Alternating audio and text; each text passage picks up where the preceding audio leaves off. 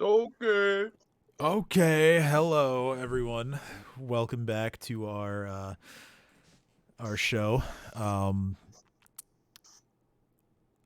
Last week we had a bit of an extra sort of conclusion to the Thistletop part of the adventure, and yeah, with that, let's let's recap it because there was a lot that happened. So at the beginning of the session, you had just finished collecting the loot from Nualia, and I explained how the Sahedron medallion works, as well as some of the history behind it, with Cade making the check for it.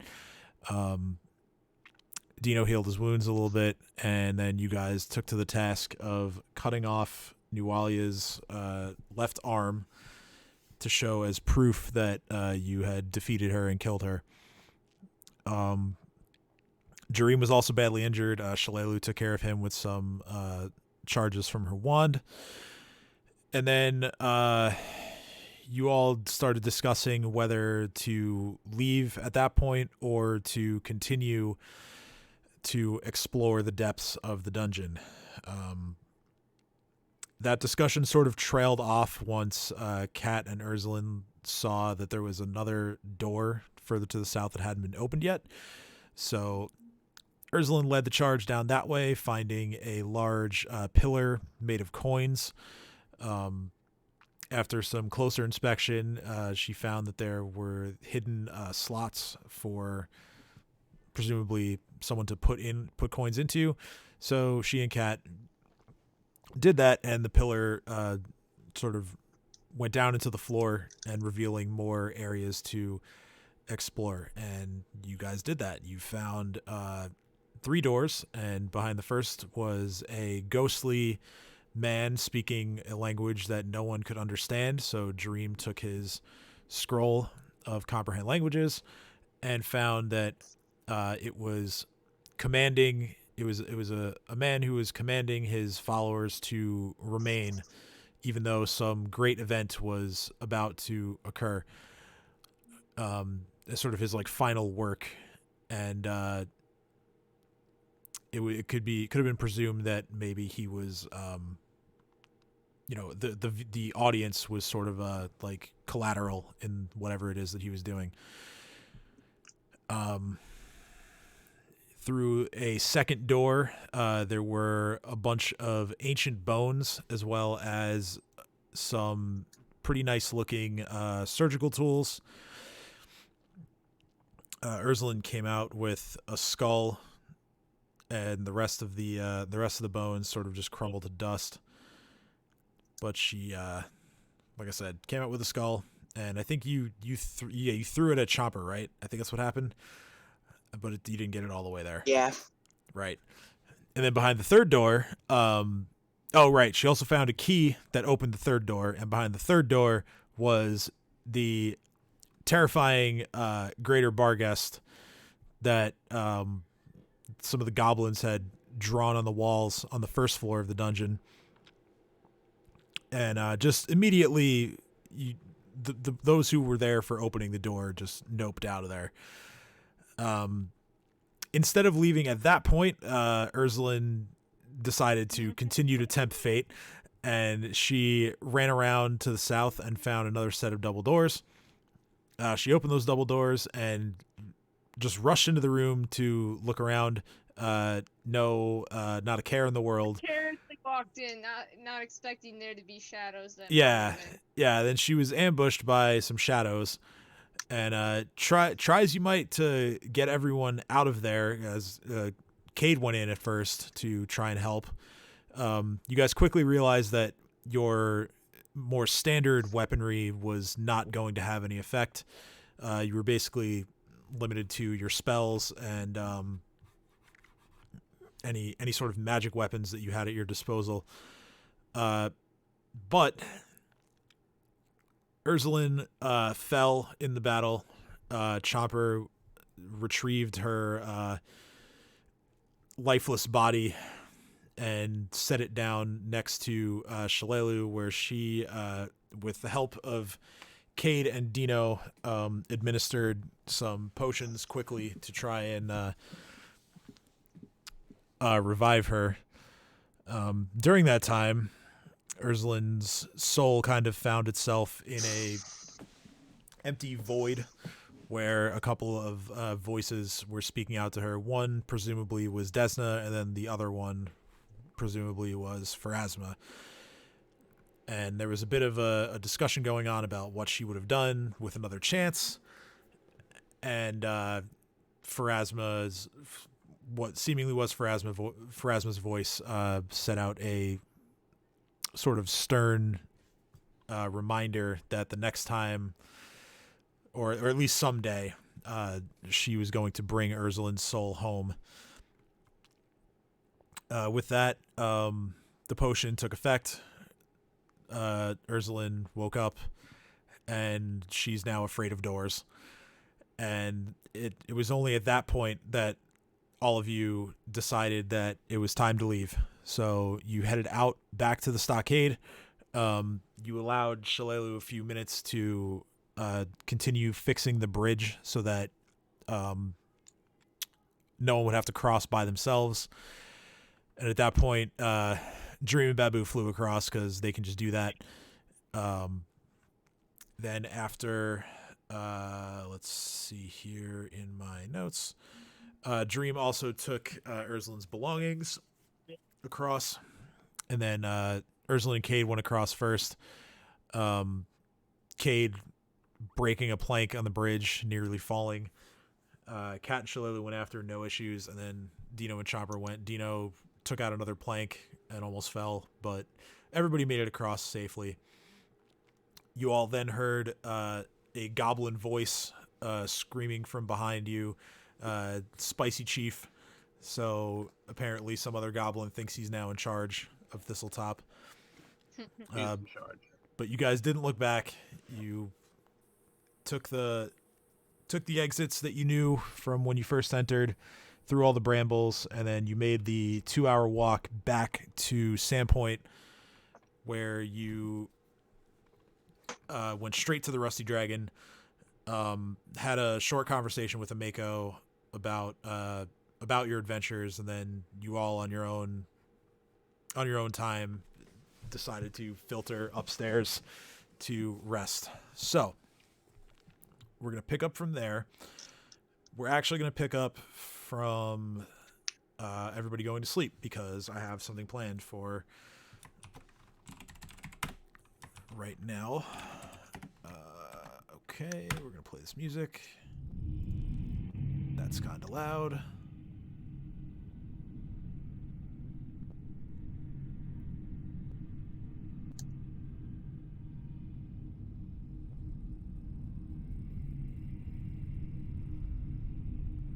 Okay. Got that to an acceptable level of volume. So, Ursulin. Yes. That is I. After you've been asleep for a little bit, you begin to dream, and in your dream, a butterfly flutters past you overhead, and then it disappears in a flash of purple light. Currently, there's nothing in this space. After a few moments, you begin to see smaller, yet still pretty bright flashes of white light, and they are appearing sort of randomly all around you, all different locations. They're coming in and out.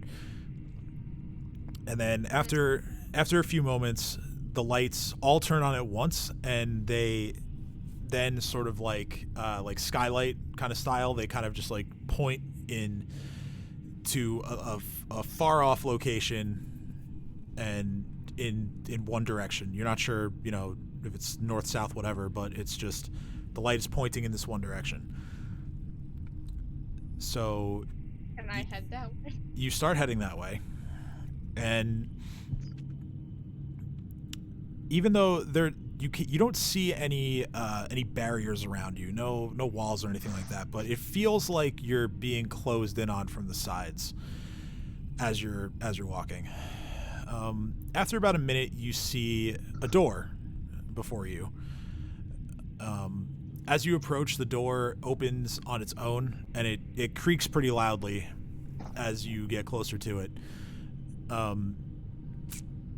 Just beyond it, you begin to see quick flashes of like images that they're only there for a moment. They're very like fleeting. The first one you see is your old your old like work space, like your workbench from back home when you were in Brittleport, when you were kind of just like tinkering with your first gun or whatever projects that you were working on, things maybe you were helping your uncle with. But in this image, the table has been flipped over, and then that image disappears. The next thing you see is it looks like the aftermath of the Swallowtail Festival, but a part of it that you might not have seen. The image you see, there is an alley near the glassworks, and in this alley are a couple of dead bodies. It would appear that these citizens weren't fortunate enough to escape the menacing goblins that were occupying that area. The next thing you see is inside the glassworks. You see a dark room. The only light coming from any gaps between the door and the frame, or one or two maybe like cracks in the walls. The only thing you can see in this room is you see a Mako, and you see her as she was when she was tied up in there, unconscious, looked like she was bleeding out, just really, really in a bad way. The next thing you see is from just after you guys crossed the bridge at Thistletop the first time. The image is when the bridge itself collapsed, and you look around and all of your friends are there, but you could have sworn you heard someone screaming from behind you as they fell. Is it the spicy chief? Did the spicy chief? You're not sure. Before you even think to turn around, it's the image is gone. The next thing is you see the fight against Nualia again. You watch from sort of like a fly in the wall type position as you see Chopper running away in fear from the Hound. Then it cuts a little bit further ahead when Dream almost gets cut down by Nualia with her sword.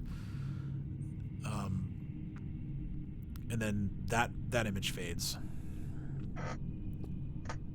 and you see another door in front of you now, and like before, this one opens on its own. Oh, thank God. And you look down, and you see Lyrie's cat, the one that you took. Snuffles. It's just sitting in front of you, and it's smiling. And then it turns around. Like a cat smile. Like a cat smile, not like a goofy cartoony Okay, like. because I thought you meant like Cheshire cat smile. I'll be like, I don't know if I want to keep that cat now. No, not like that, not like that. Just a normal cat smile. And then suddenly it scampers off ahead of where you are, and you feel drawn to it. It almost feels like you're actually awake right now, and the cat is really running away from you, and you want to stop that. And you take off after the cat, you pursue it, and right as you finally catch up to it, you feel an icy cold touch that kind of flows through your whole body. It feels as if the touch is going... It's as if someone is like reaching through you and just gripping your heart, and it's just the grip is just tightening every couple seconds. almost like a vice grip. It's just tight, squeezing, just very uncomfortable. You look down, and the cat is still there, but next to it is something else. You see a ghostly image of the same cat. The image looks at you, and this time it frowns, and then the image disappears. And at this point, you hear a familiar voice speaking out to you in the darkness. It says, "Unlike this feline, you do not have the luxury of many lives. As I stated before, you won't be so lucky the next time your soul wanders into my domain. However, I can show you something important right now. Follow the cat," and the cat scampers off again. This time, you follow it for a ways, and then you see another door. No sign of the cat. The door opens, and this time you see an image of yourself, and you've finished your gun, the new gun that you wanted to work on with the materials that you brought back. You're kind of just giving it one final sort of look over to make sure everything's in place, that all the mechanics function, and just then a very unsettling feeling washes over you. It feels like someone's watching you. You're not sure of who it is or where this person is that's watching you, but you just can't shake the feeling that you're not alone. After a couple of minutes, the nervous feeling from that kind of just subsides, and you excitedly leave the room, and you begin showing everyone the gun that you've made. And at this point, you wake up.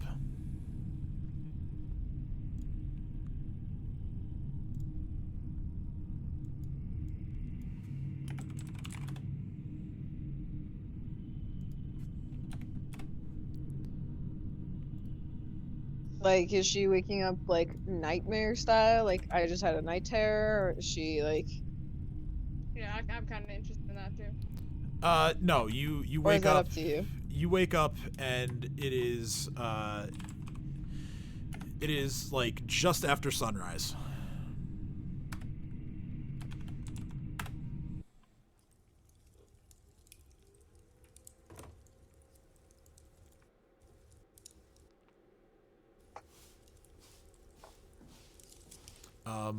As you do wake up, you notice that you've woken up in kind of like a cold sweat.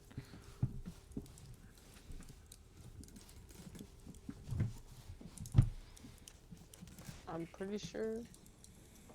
So it's morning. Yeah, I guess it would.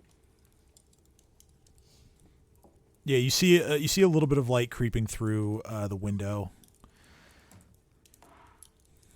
So you do get the sense that it's early in the morning, very early in the morning, but it is morning.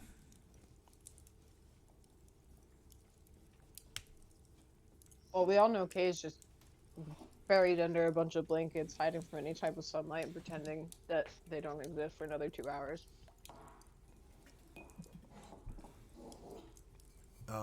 You look around your room, and the cat actually was sleeping at the foot of the bed, and it sort of just like hops up and is just looking at you curiously.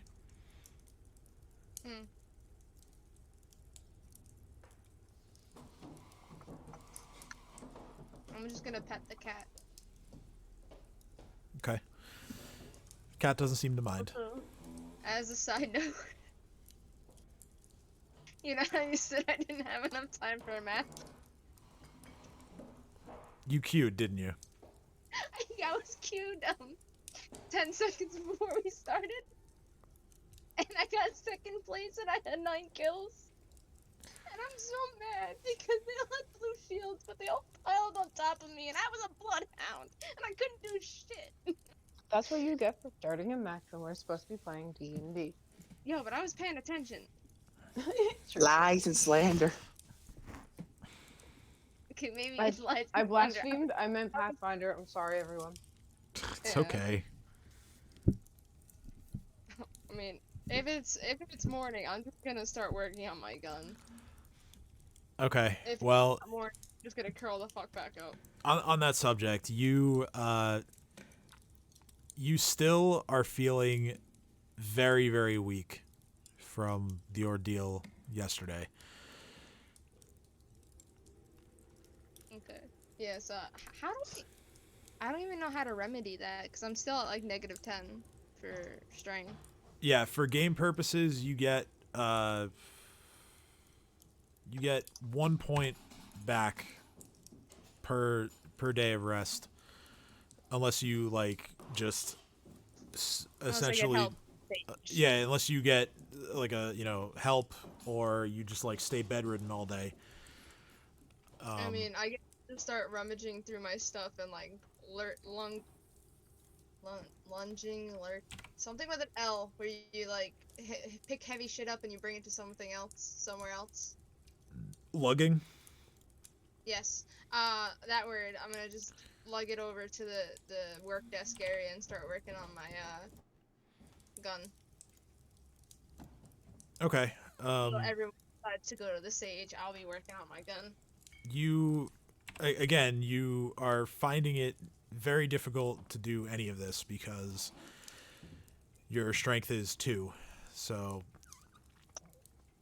And by the time I get everything in its place on my work desk, it'll be time for us to go to the sage.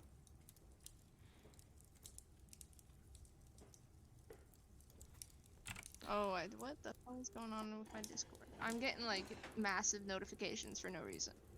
oh no. And apparently my mom muted me 31 minutes ago.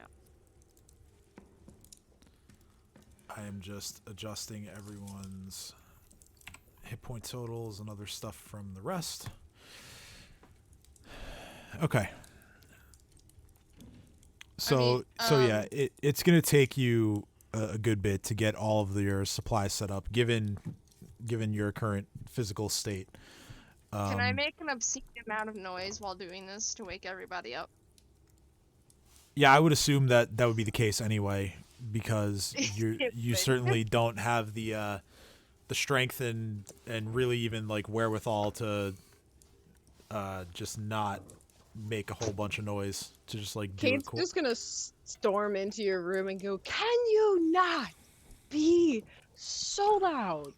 And then I realize that you're trying to actually do shit, and I'm like, "Can you? What?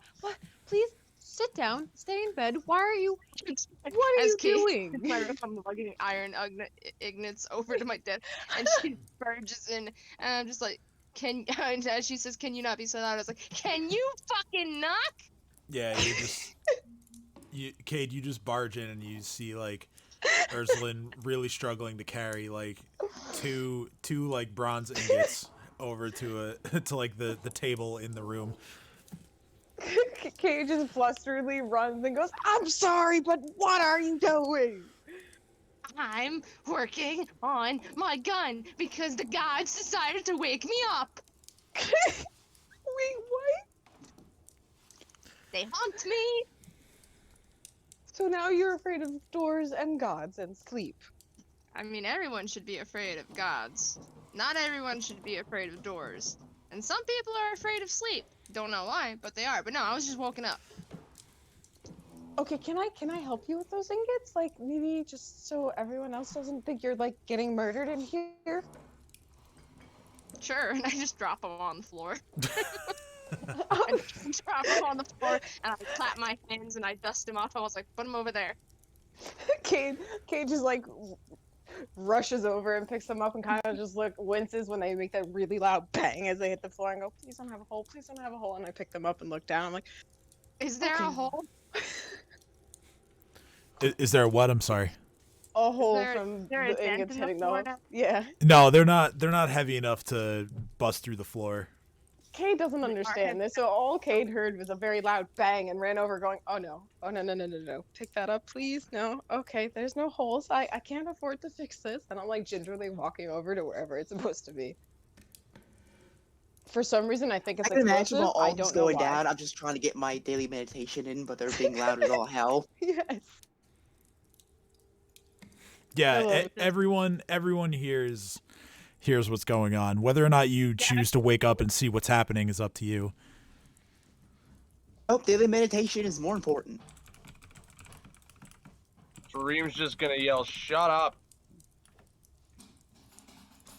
Cade yells, sorry, like louder than Cat anything just else that you guys have ignores heard. all of them and continues to sleep. She's used to loud noises, so as soon as she hears that it's not an emergency, she just goes back to bed. I love it. Why won't my camera zoom? So eventually, with Cade's help and really just a few minutes of time, given that even though Cade also suffered some strength loss at the hands of one of the shadows. But she didn't get hit 3 fucking times. You only got hit twice. Didn't you only get hit twice? Yeah, it only needed to hit you twice. 2 6s will do that to a person. Yeah, it just rolled really well. But yes, it only takes a few minutes of Cade's help to get everything at least sort of like staged for you to begin working.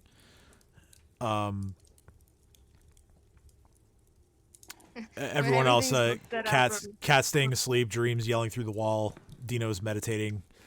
So there's still time before everyone's ready to do stuff. I'm gonna look at Cade and be like, "Thank you. Now get the fuck out." Fair enough, you're not hurt and not dying or being murdered like I thought. I am sorry for barging into your space. And Kate kind of awkwardly like backs out of the room and closes the door and goes downstairs.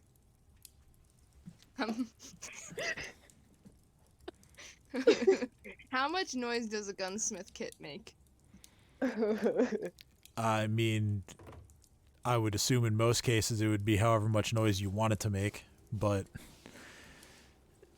That's fair. again, given your diminished strength, I would assume that a lot of your work is going to be sort of struggling to keep your tools aligned and just to keep a steady grip on everything.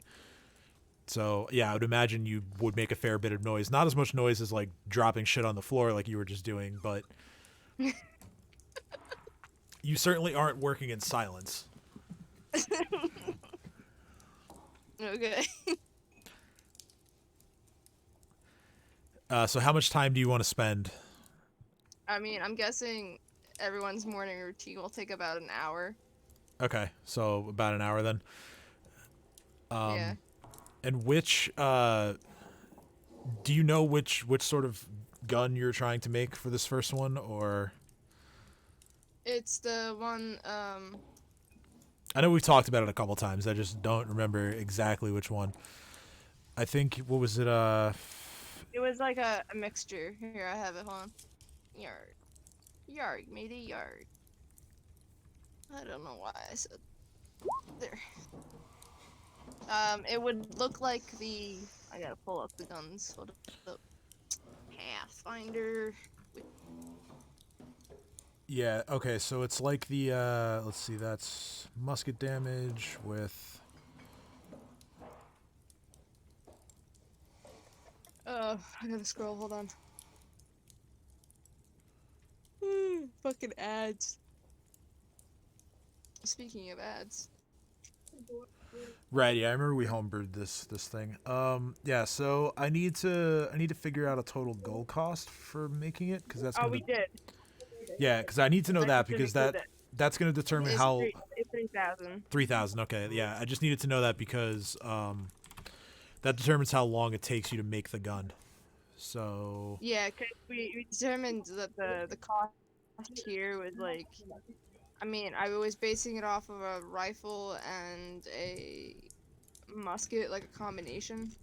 for the range and damage. Right. But Yeah. because the muskets were like 2,000 and the rifles were like 7,000, you just said like cut it even. Oh no, the rifle's 5,000, so you said just do it in between. Yeah, I think I remember that now. Okay, so yeah, it's gonna take you a total of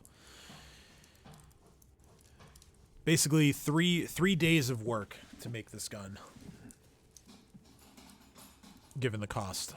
So in 72 hours or like no, devoting like a whole like day? 3, yeah, like devoting probably like 24 hours total, like 8 hours of work a day.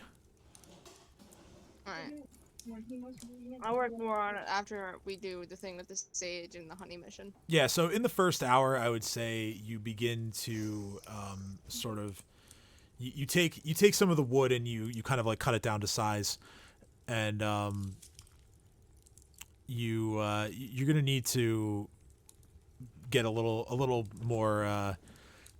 The bronze at least is going to take you a little more time to work on, but you cut some of the pieces of the wood to where you need it to make sort of a frame for the gun, and Yeah. you get a bit of the stock done. But yeah, so for that first hour, that's essentially what you get done. Okay, cool. 1 down, 23 to go. So after that hour, everyone, I would imagine from all the noise at least, is awake. What would you guys like to do? After my daily meditation, I want breakfast. I'm gonna go struggle down the stairs. All right. I imagine what I feel like is what some people who don't work out often feel like after running 5 miles for the first time in forever. Yeah, I mean, you feel like you were like run over by multiple horse-drawn carriages. Like it's the high fantasy equivalent of a bus is what hit you, is what you feel like. Getting Really, down the you're still stairs. alive after all that, because I'm Yeah. pretty sure that would kill a normal person. Right. Getting down the stairs is a big struggle for you. You are just claw gripping the handrails as you go down the stairs, just to make sure you don't fall and break the rest of your bones. Nice. But with that, eventually all of you make your way downstairs for breakfast. And as always, Ameko and Bethana are there and they are ready for you with various meats and eggs and vegetables. And they are ready to make plates for all of you, as well as serve you drinks. Hell yeah.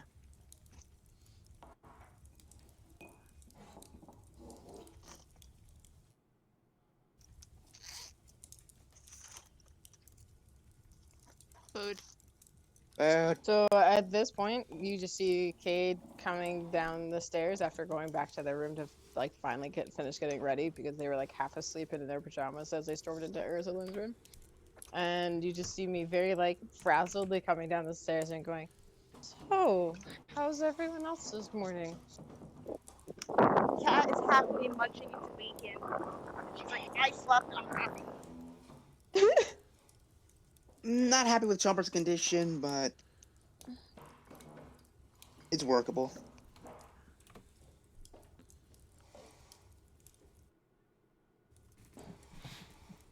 So everyone Cade gets... looks over. Go ahead, sorry. Oh, Cade looks over at Chomper and then at Dina and goes, "Is there anything we can do to help with that?" Or I recommend we go to Father Santa's or that sage, see if they can help. Cade lights up a little bit at that and goes, "I can get us there." You do remember from last time that the sage is more of just like an information resource. Any sort of healing is going to be the cathedral or Cade. You know that Hannah has a little bit of healing Back again. magic given her position, but more than likely, Father Xanthus is going to be the one that you want to seek out for that.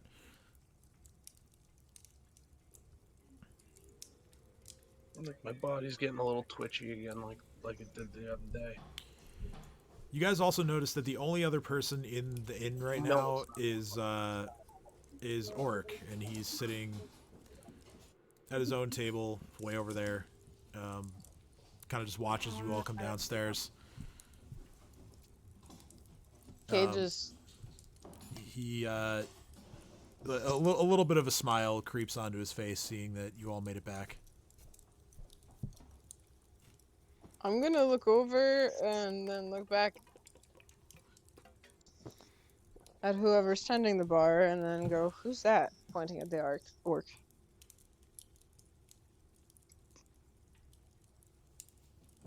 Ameko looks at you and she just says, "Well, not too sure. He sort of just rolled in here last night. Said he needed a room. Said he had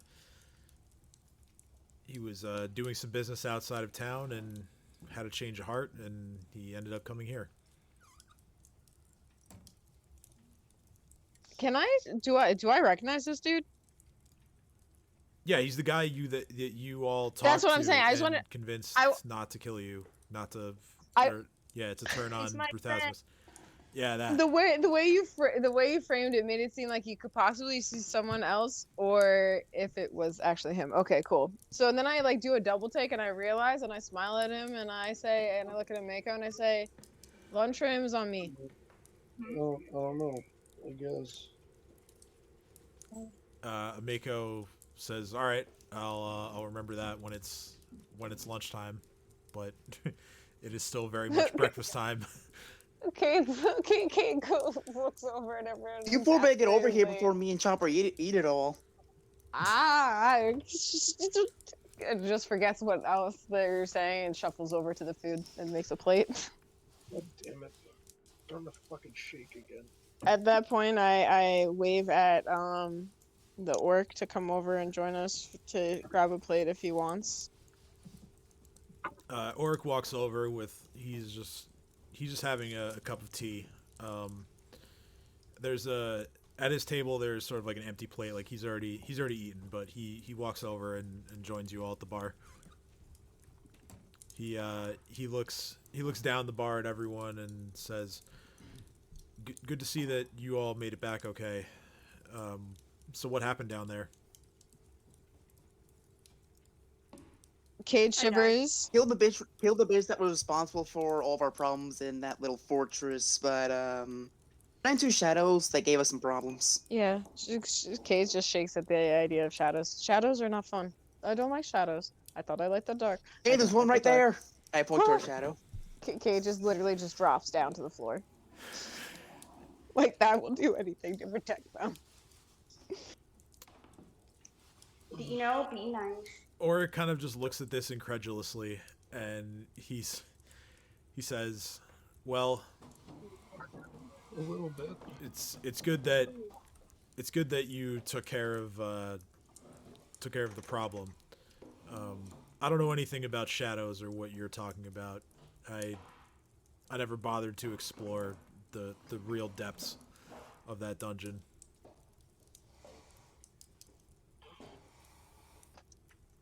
I don't blame you. I would not want to myself either. It's kind of terrifying down there. Okay, we are gonna eventually go back down there. Yeah, maybe when people can. Are you good? I know you probably didn't like it there down there, Kay, but it's either us or someone else. I don't think anyone else in this town is capable of that.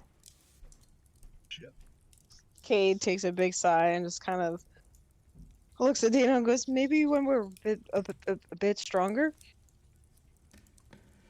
I don't think strength has anything to do with it, since those guys drain strength. I literally am pointing at Lynn and I go, "I think strength has a lot to do with it then." Oh yeah, that. Yeah, that's definitely important before we go back. I literally had to help her lug ingots across her room. We are not in a position to go back there yet. Well, not with that attitude. Kate just exasperately throws their hands up in the air and continues eating their breakfast. Ameko looks at everyone. She says, "You're actually gonna go back there?" Eventually, someone has to. We didn't finish cleaning it out. Who knows what else could be there, Kate says begrudgingly. Hameko sort of turns around for a moment and she says, "Well, at least I can make sure that everyone knows how brave you were." That would be appreciated.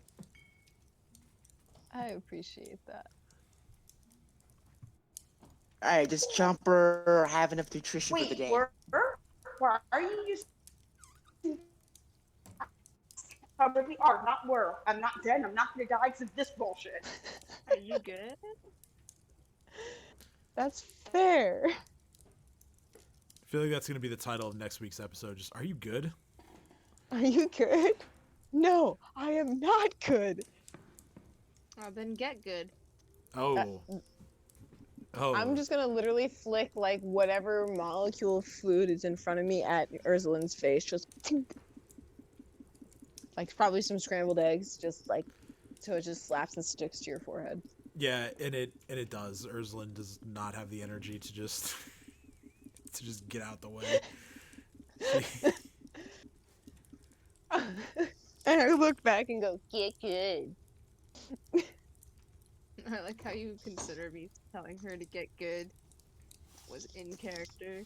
And Oh, I said know. that out of character, and you still flicked eggs at me anyways. Shows how. Well, mature I you took it are. as in character because you weren't clear, so get over it.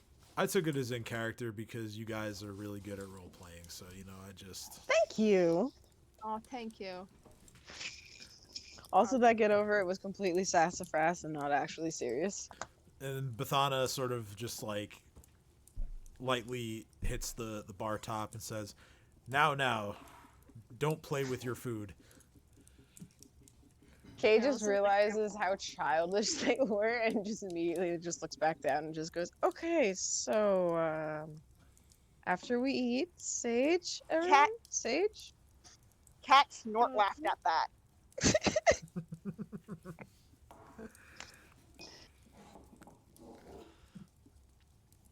Okay, so yeah, I guess your decision would be Sage or Cathedral or any other business that you have to do in town. First is Cathedral, I think, and then we go to what's that guy's name who we can sell goblins to? That's Davrin. He's next door to the tavern. Oh, I just hope we go there then, because Okay. we have a goblin chief. Because yeah, the list I have here for my prep and my notes is Cathedral, Sage. Some of these are just maybes, but like Cathedral, Sage, Feathered Serpent, Davrin, Dave, good yeah, old Dave. good old Dave. And then I didn't Refresh my know. memory. And then I didn't know if I put these on the What's list. the feathered serpent again? The Feathered Serpent is where Dream's weapon is, his new weapon. Oh yeah, we that he's gotta having get enchanted. that. The other two things that I had in there as maybes were like Dino going to the general store to And finally see doing what you Shayless, want to do. or Wait, since the Chomper's at full strength again, I'm totally going back. yeah, well, he's not there yet, but hopefully soon. And then And that is for his sake, by the way. seeking He's out the store owner. seeking out like the sheriff or the mayor to show proof of your kill. But again, a lot of those are Yeah, that's maybes, also so, important. So Cathedral, I'm hearing. Get our party back at full strength, both figuratively Yes. and literally. So once we're done eating, I say we go to the cathedral first. Okay. So you guys finish eating, takes maybe like 10-15 minutes. I'm gonna bunch the tokens up here just so nothing that I don't want gets copied over.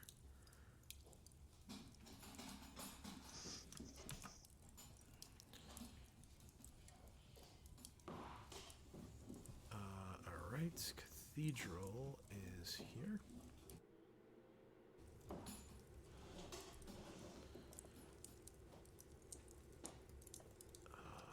Okay, I don't think. All right. So you all arrive, and you find yourselves in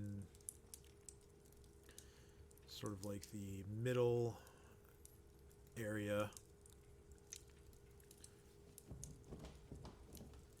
It's still pretty early in the morning, so most of the help that's around here is sort of just like prepping all of the other various temples for the day's services. Eventually, Father Xanthus comes out of the temple that's dedicated to Desna, and he sees all of you and says, "Oh, well, good morning. What brings all of you here today?" I pointed at Ursula and I said, "They talked to Desna. We need help." Yes, that is Desna. That is how that is said. Out of character, I just want to say that the stutter is partially in character and partially just my life right now, and I do have a stutter. So I'm just using it and playing it into the character a bit, but it's not supposed to be that bad. And I am sorry.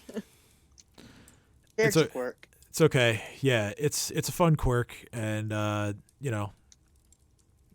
if anyone who Don't has, apologize. yeah, I don't mean, if you haven't said apologize. anything, I just assumed it was on purpose. Excuse me. You're doing great. No apologies. No. Kate- Okay, I took a little while with it sometimes, so Cade's- just wanted to check in. Cade's quirk is occasionally they turn into Porky Pig, and that's fine. That's all, folks. That's all, folks. Yeah, exactly. So, with that, Father Xanthus looks at Ursula and says, "Is that true? You talk to Desna?" Yes, and Pharasma. That's how you say her name, right? Pharasma, yeah, and he says, Pharasma, sorry. "Oh, well, let's just go into the temple here. Let's talk about this in the temple." Can I have a cookie if we're gonna talk? Can you have a cookie? Yes, I would like a cookie. Cade pulls out like some dried fruit and a biscuit. Is that in character? Yes, that's in character. I would like a cookie. From my rations, I pull out a biscuit and some dried fruit, and I kind of sheepishly put them in your direction. And I'm like, "Does this count?" Yeah, Father Xanthus kind of just says, "Well, now it's too early in the morning for sweets." Cat looks absolutely bewildered by this. And then says, "Actually, a cookie sounds really good." Okay, I roll looks my very eyes. sheepish. All right. But seriously, Father Xanthus, we do need your help. I say, yeah, look at this, and I try to go pick up a cup, and I can't even pick it up. Cade just literally like terrified because I just hear, "Hey, look at this" from behind me, and I just hear Ursula saying that. I'm like, "Oh, God knows what's gonna happen." Unbeknownst to me that you just are picking up a tiny cup, I'm freaking out, turning and whipping my head around and being like, "Oh no." I honestly thought you were gonna try to shoot me again with the gender bending gun. I can't even pick up it. I can't. Okay, that's how much you've trained Cade to react to you doing things. That's my point. I mean, it's valid to have fear like that, but I can't do anything to you. So yeah, Cade looks back and forth between the church and then back at their friends and then back at the church and goes, I guess, yeah, we can go in there.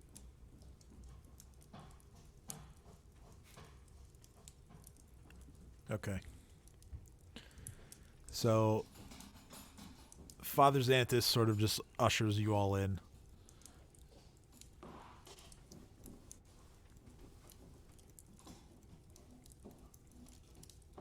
This is for whether or not I feel creeped out by being in a church just from inherently from what I am. Well, your skin isn't burning up, so you're. No, I know, but while this does feel pretty foreign to you, but you're not. I wouldn't say you're particularly afraid of anything in here. Oh yeah, no, I just feel weird, like out of place, and like, do I know, like, what is this, like? Yeah, there At is any moment, like, holy light could come down and feels end your that existence. Yeah, in her utterly being rejected by the church. there is some of that sort of strange out of place feeling, but again, Father Xanthus is a very welcoming person, so he does his best to make everybody comfortable. So after you all enter, he sort of closes the door, and he sort of stands in front of Ursulin with kind of everyone else like huddled around, and he just says, "Okay, so what happened to you?" I got touch took one too many times by a shadow thingy. Kind of just woke up in utter pitch blackness, and yeah. Desna then berated me, which was valid for doing what I do. And then she told me that if I give her one good reason why I should remain alive, she would do that for me. Apparently my reason was good enough, surprisingly. Although I did have a sarcastic response too. He's listening to you, but he's also kind of like just like looking you up and down the whole time, and he just says, "You look terrible. I feel terrible." He looks around, and he goes over to like this like table over here. He starts looking for some of his like supplies, and he says, "Well, I can offer you some spell casting to help you feel better. I mean, I don't know how many of you were affected by these shadows. I will say that even for as much as all of you have done for the town, the services aren't free, but they will be at a rather low discount compared to what I normally charge people." Cade sheepishly raises their hand and goes, "I got touched too." You don't make it sound so creepy, Cade. What? I did. I The shadow turned to touched Cade and me, I just like whisper- you. I turned to Cade and I whispered, "He's a priest, for fuck's sake, don't say that." Father Xanthus says, "Yes, Or whatever. some of the reputations of other churches have come into question over touching, shall we say, but that's not what he says, but No, I just berated Cade for saying it that way. Cade just kind of gets really flustered and goes, "Okay, yes. I mean, a shadow. I got strength zap. No good either. Bad shadows." But he's going to draw one wand in particular, and he's going to look at everyone and say, anyone who was touched by the shadows or who needs this particular service, it will be 30 gold pieces per cast from this wand.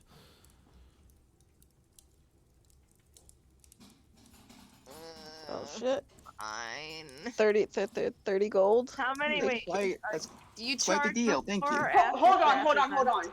You're supposed to be a man of the cloth, and you want to charge us 30 gold to do He's your giving us job? a discount. Hold on. Actually says this. I go over to Kim and I whisper, usually it's who's 100 or Kim? 1,000, so hush. Who's Kim? I think she means cat, or he means cat. I'm sorry. I know. I think Zeno means cat. Cat. Though. He looks at Kat and then sort of at everybody else, and he says, "Normally I charge 90. I just want to know, do you charge us before or after zapping us? Why do you ask?" Be right back. Well, if one zap isn't good enough, I feel like you should just charge them all after. Sir, I'm not crazy. We're talking to. I'm not crazy. We're talking to a priest, right? You are talking to Father, a priest, yeah. yeah. He is the. Okay, Cat goes, look, I'm sorry for the disbelief. It's just, what does your church need? Is there something that we can help with? for as a thank you for your generosity and for doing this. He Jobs just for zaps. Jobs for zaps. he just says again, you've done a lot for the town, but you know, we still need coin to operate everything in here. So Can you please? That is fair, Father Xanthus, and don't your- mind her. She your doesn't- money she is doesn't just even need fine. it, And so- then he turns to Ursula to address her again, and he says, if you'd like to pay for one charge at a time, that's fine. I just No, I didn't know because you said it's 30 per zap, but I was like, what if one zap isn't good enough? What if we need several zaps? Do we have to pay 30 gold just to get zapped once? Can't we just pay the amount of zaps?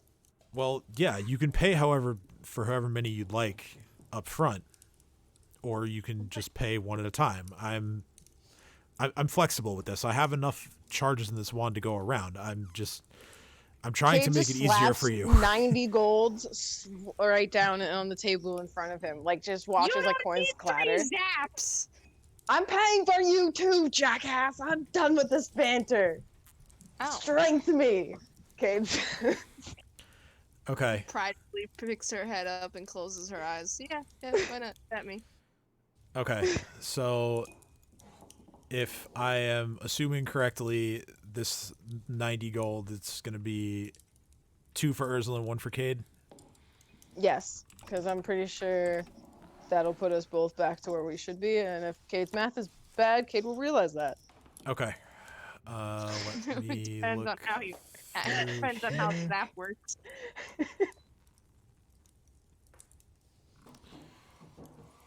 All right, so I have to Can I roll- roll to see if that is the proper amount of zaps and if this will work? Sure. Roll. This would be Arcana, I think. Knowledge Arcana.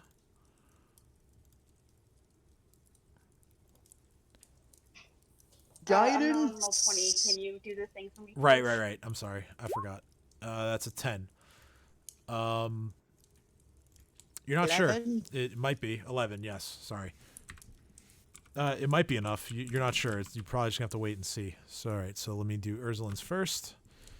Oh, that's not great. And Cade's. That's funny. Okay. So, Father Xanthus expends the first charge on Cade. Cade recovers 4 points of strength, leaving them down just 1 from the attack by the shadows. Ursula gets hit twice, but only recovers 3 points of strength.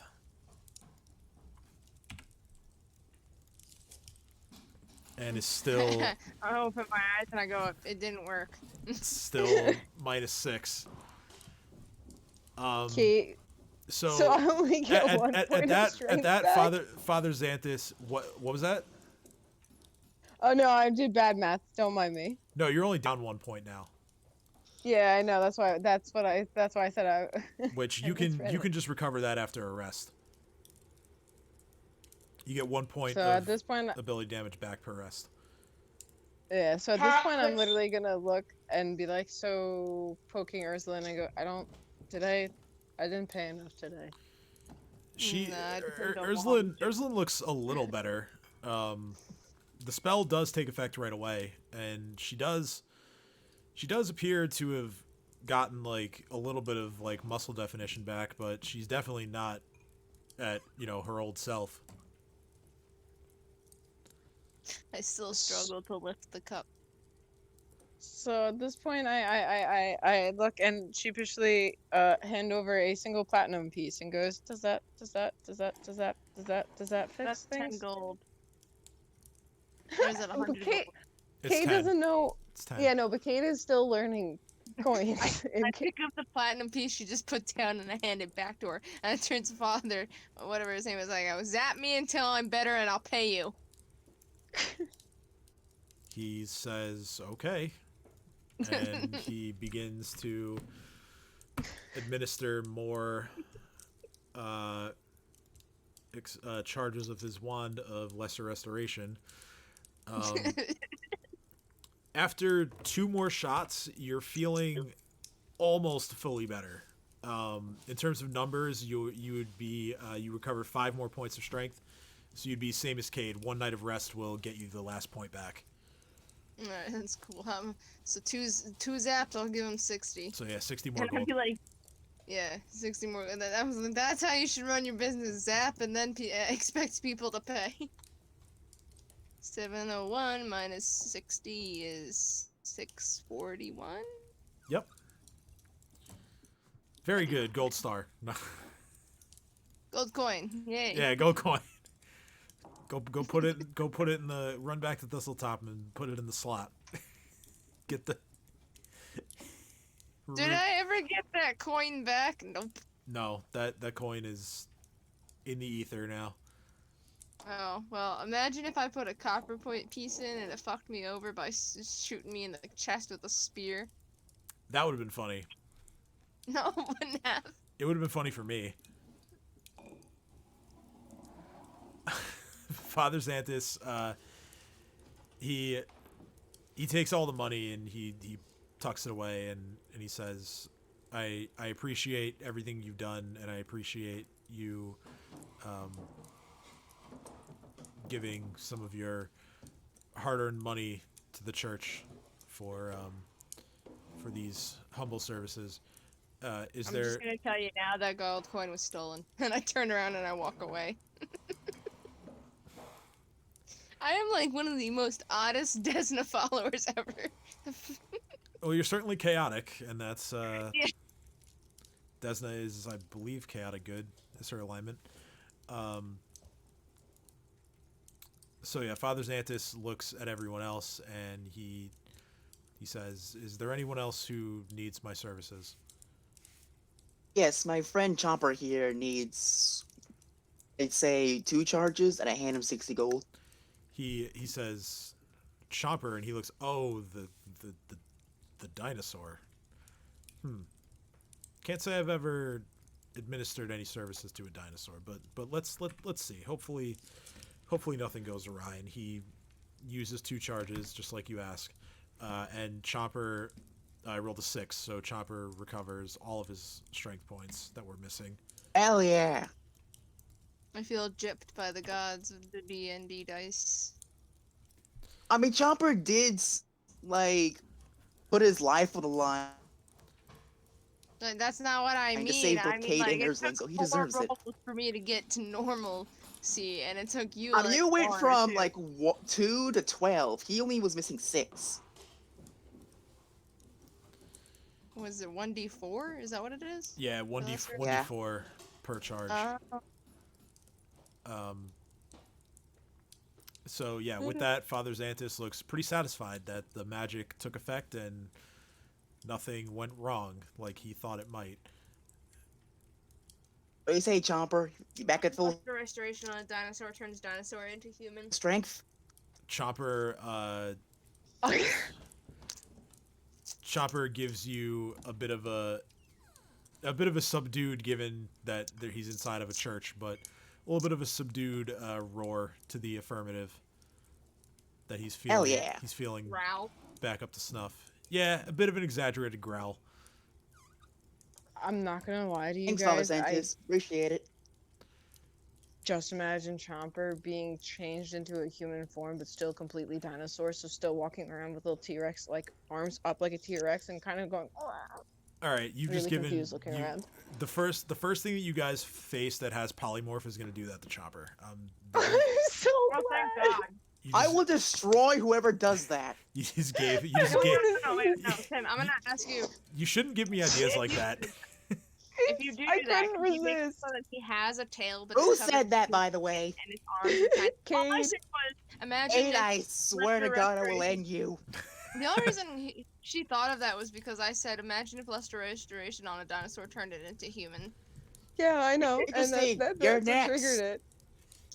But Kate said that out loud. Man, because everyone's just trying to if catch you Dino's said- wrath if, today. if you said that polymorph thing out loud in character, then Cade's response was also out loud in character. For the record. I said Luster Restoration, but I probably would have said it under my breath. Yeah, that's what I'm saying. Dino hears all and sees all, so you would have heard that. Roll perception to see if you hear me. Hi. But it has guidance. All right. I'm gonna cast guidance. Are we being stealthy because she's whispering? Yeah, roll stealth. What, Never mind. what a waste of a 20. I beg to differ. That's- yeah. Alright, do I hear you? Hey, I hear you. Cool. Everyone hears. Father Xanthus So yeah, hears. you literally just see Kate start mimicking like a very confused T-Rex in a human form, looking around, completely forgetting I'm in a church at the moment, just going. Looking at Chomper Father and leaving. Xanthus now knows I have a personal vendetta against a dinosaur. You have a vendetta against the dinosaur despite the fact he's the one who saved you. Tisk tisk. I don't like reptiles. Well, I wish I would have known that, because I would have left your ass. Well, I'm not saying this out of character. I'm saying this out of character, by the way.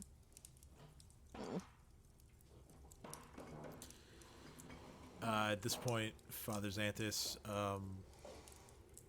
says, "Well, I'm sure that you heroes are very busy, and hopefully you'll stop in for a service soon."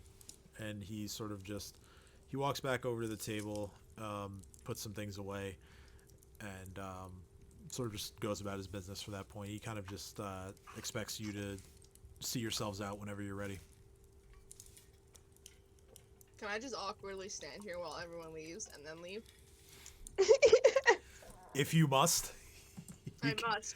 Just Okay. to see how weirded out he can get. I just want to stand there quietly and stare at him.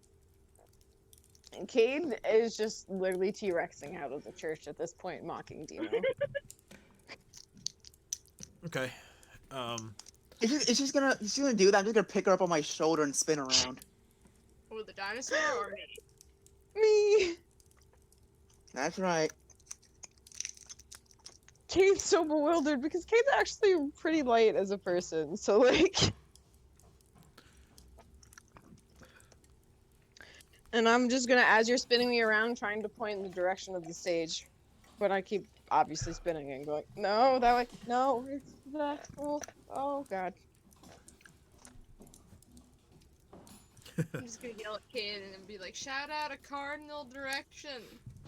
So Cade, literally, you just hear Cade going, never eat soggy waffles. you all head out. What direction is it? Father Xanthus looks up at Ursuline while she's still standing there and kind of just assumes that she's like in prayer, given what she's seen and been through. Doesn't say anything to her, just kind of just notices that she's still there and lingering for a bit.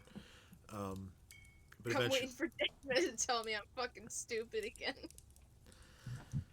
you don't hear anything of the sort.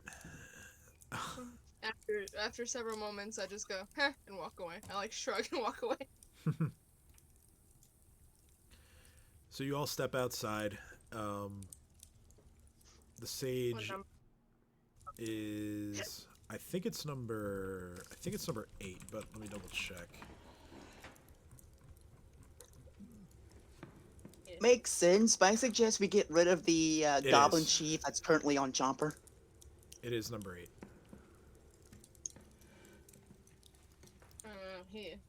Not sure if it's too good of an idea to be walking around town with a dead goblin on Chomper's back. You always just tell people it's his snack for later. I'm sure they won't mind.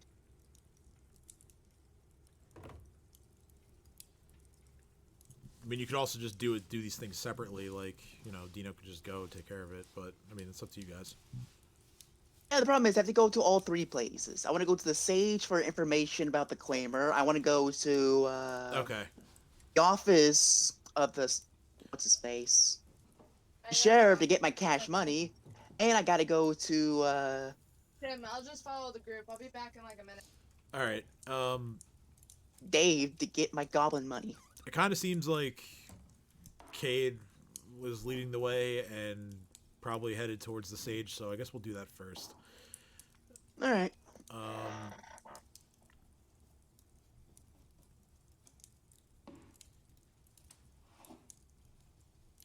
The sage. Okay, that's his place. I have to actually.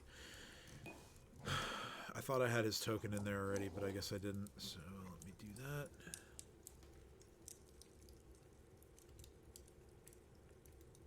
Here we go.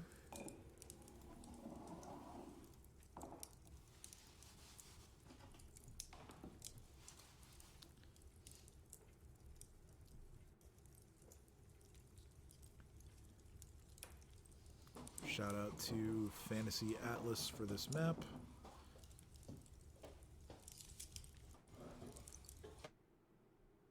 Nice. Totally sponsored.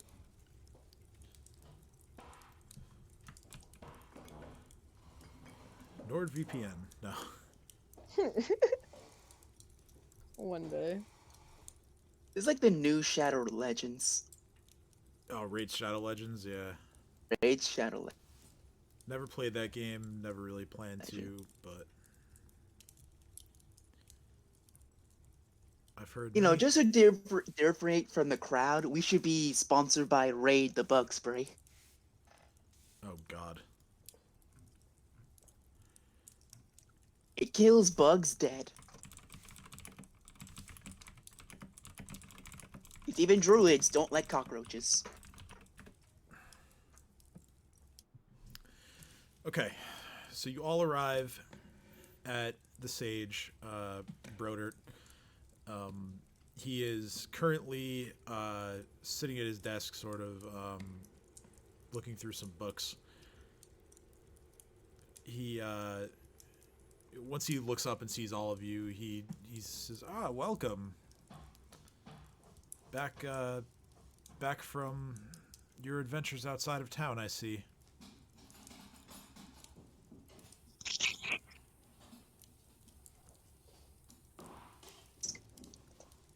What do you need?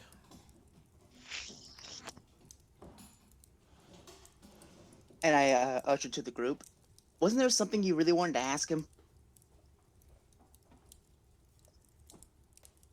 Kate looks over at Tina and goes, "Didn't we all want to ask him about the Argast? The whole stuff we saw in the shadows? And am I the only one who cares about that stuff now?" Well, yeah, I have my own question to ask. Anyway, so yeah, I asked him about what we saw on Thistletop with the demons and this gigantic, so apparently resting demon that if awoken will destroy everything.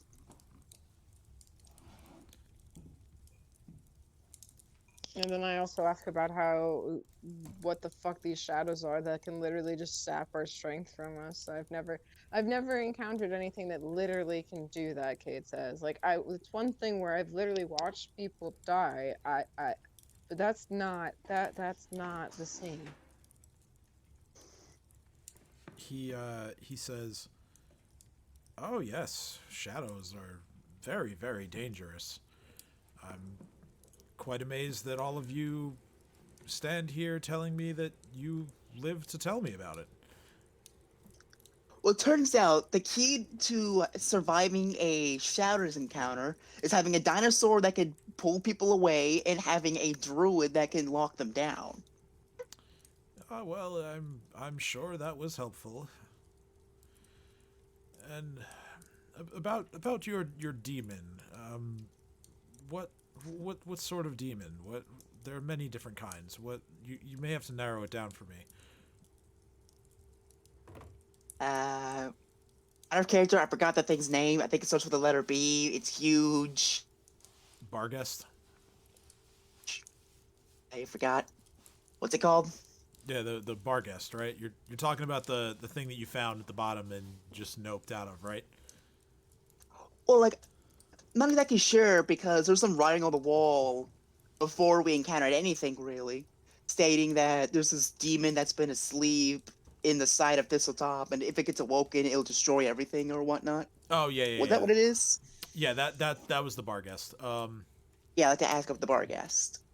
I can't even. Tim, I know we're in the middle of the game, but do you want to hear what just happened? What my mother needed me for? Just message it to me. I don't want to like break the flow. Okay.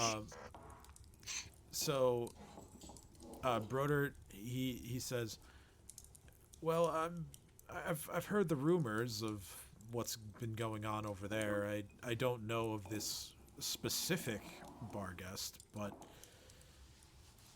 they are quite powerful and destructive. If this one has legends told about it already, or for however long it's been in there, I can only assume it poses a grave danger to the area should it be released. Sounds about right, but luckily we killed the leader and quite a few others that are responsible for what's going on in town and at Thistletop. So hopefully that's delayed at the very least. Oh well, that's wonderful news. I really was starting to grow tired of all the just awful things that have been happening around here. I don't blame you. But I'm going to cut it short. Like, you know how the goblins are, or there's someone else trying to gather the goblins to cause problems? Yes, I overheard Sheriff Hemlock talking a lot about that. Yeah, she's dead. Very, very dead. And all that's left over there, other than the Vargas that hopefully won't ever leave, is a bunch of goblins. And that's normal. Well, that's good news. Maybe they'll just go back to killing each other.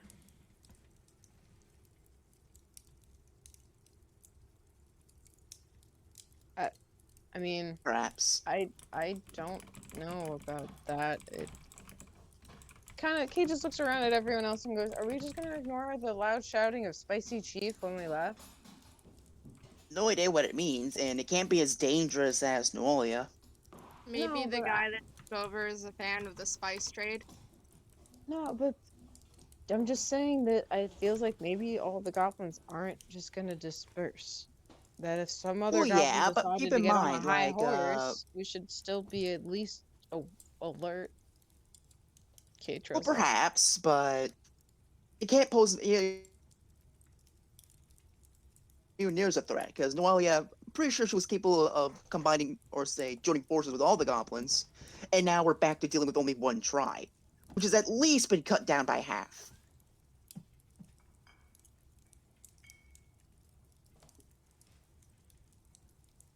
Anyway, Sage, this is having to do. I don't think this has much to do with Thistletop, but I've been hearing have been hearing a name of recently. Do you mind telling me who he is? Well, okay, sure. What's the name? It's not really a name per se. It's just a title I've heard once or twice. But have you ever heard of anyone that goes by the Claimer? Oh, yes, of course. Of course I have. That's one of the titles of the Runelord Karzug.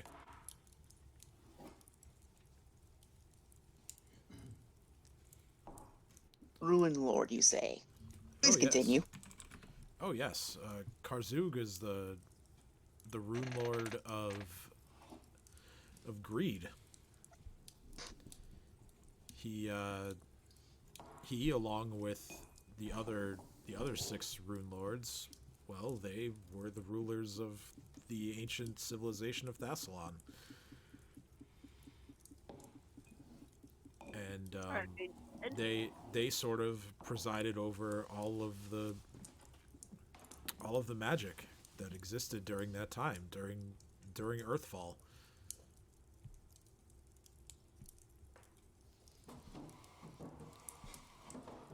So what you're telling me is he's a powerful magic user that's so powerful he goes by the Ruin Lord. Well, he doesn't go by being a Runelord. That's what he is. He's just just an impossibly powerful magic user. He specializes in transmutation spells, or he did at least. Every Runelord was associated with a certain school of magic, you see. For example, I'm sure you've seen the imagery of one of the other Runelords around, Alasnist. She carried, and he's looking at like Cade's weapon, and he says, "Well, she carries a weapon just like that one." Cade just immediately freezes and goes, "What?" He says, "Yes. Well, she's the Runelord of Wrath, and her specialty is evocation magic." So at this point in time, I'm going to hand my weapon over to the sage and ask him if he wants to look at it. Well, sure, I'll I take a don't look. think he's saying it's specifically that one. Is he? Well, Cade's very superstitious, and at this point, is just paranoid. He takes a look at it and he says, "Well, there's nothing magical about this. Where did you get it?" The same place everything else happened that we were talking about, where we found the runes about them. Why I suggested we come here, you kind of just creeped me out, and I just wasn't sure, and I kind of got scared. Kate says, rambling a little bit, and backs up and goes, "So this is safe. It's just a normal rancier." Okay. Oh, of course. It's just the weapon itself. There's no. It's not going to take over your mind or anything like that. It's simply a weapon. Cade just kind of looks around sheepishly, going, I knew that. Fun. Wait, are all Runelords wizards? But of course. That's just stupid. You'd think there'd be more variety amongst the Runelords. Well, Hey, the Runelords are lizard folk. well, the variety comes in the types of magic they practiced. For example, the Runelord of Envy was an abjuration wizard, and the Runelord of Gluttony was a necromancer. I turn to Dream, knowing Dream is not actually here. Dream is busy. Yeah, that sounds like our Dream. Pride became I'd say that. associated with illusion magic, and lust with enchantments. The list. The rest of the. I don't think pride and illusionary magic kind of match. Like, it's just, I could get the enchantments with the lust and like necromancy with sloth. Was it?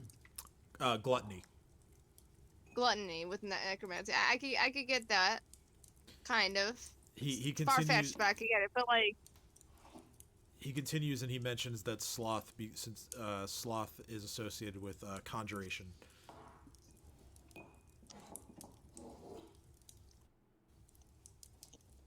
Yeah, I could get that because you don't want to move, so you just conjure things to do shit for you. But again, illusionary with pride. Well, one does like to keep up appearances, as they say. Okay, yeah, that's understandable. So wait, so all the Runelords are lizard folk? Wizards. Lizards. I heard lizards. No. Cade literally looks over and laughs and goes, "That would be absolutely terrifying if a bunch of lizard folks are also powerful wizards." I mean, to be fair, the equivalent of the Runelords in like real life probably actually are lizards, though. Lizard people True. just True. ruling the world. Anyway, I mean, Warhammer, that's how it goes. It's It's true. Yeah, I believe it. I believe it. Who's gonna win? Humans, elves, or lizard people who have dinosaurs? The lizard people with dinosaurs. Yeah, I'll probably bet on the lizard people as well. Hell yeah. Wait, The are they reptilians, dead? as our chat is informing me. I'm not familiar with 40K at all, so if I get something wrong, I apologize. But What's the chat rallying on about? apparently we've been corrected that they are reptilians rather than simply lizard people. Yes, I apologize. Oh, close enough.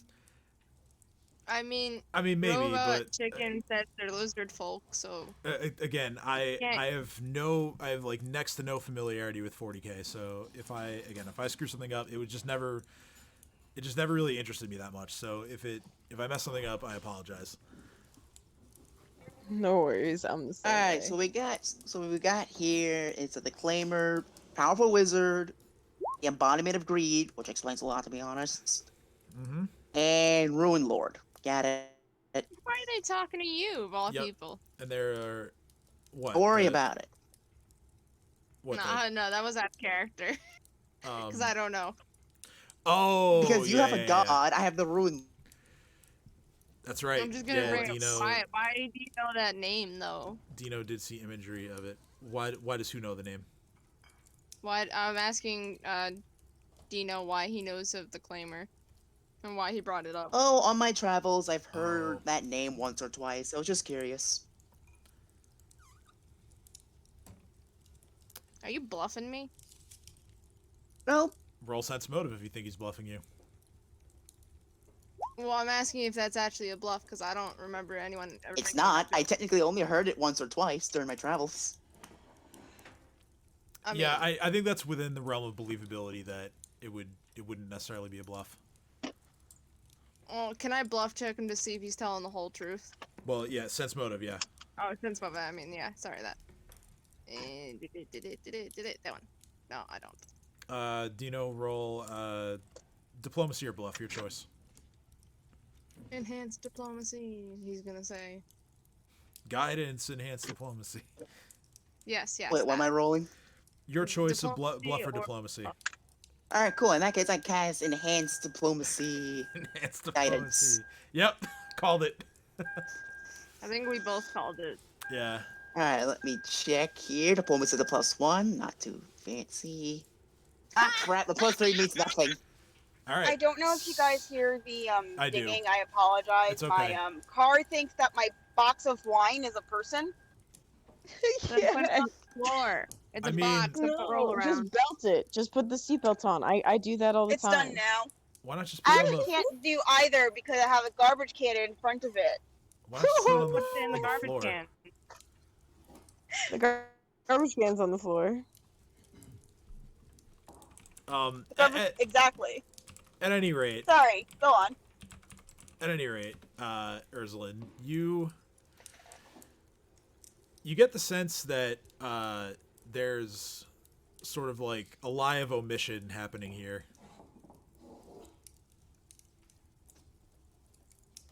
One of these days, it will connect and stay connected.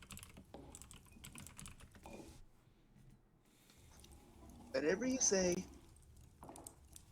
Discord likes to just say, "Oh, we're connecting to it. Sorry, you're gonna have to wait."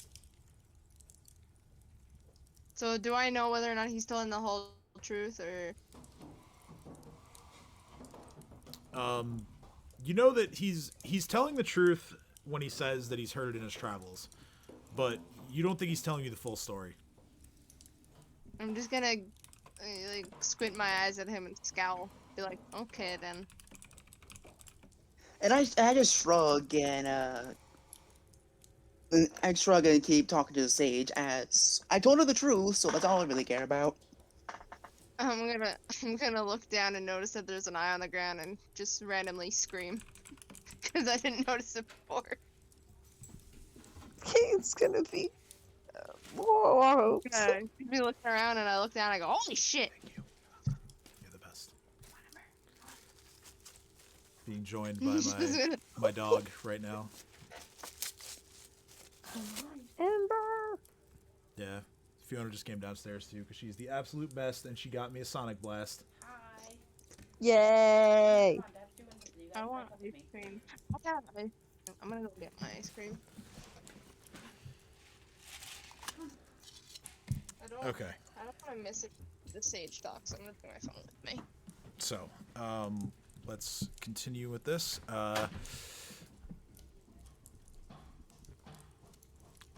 What was I'm sorry. What was the last thing that was asked of him? Well, I asked Dino how he brought up the claimer and how he knows about him. And Okay. then I guess I'll turn to the page and be like, wait, are the Runelords dead?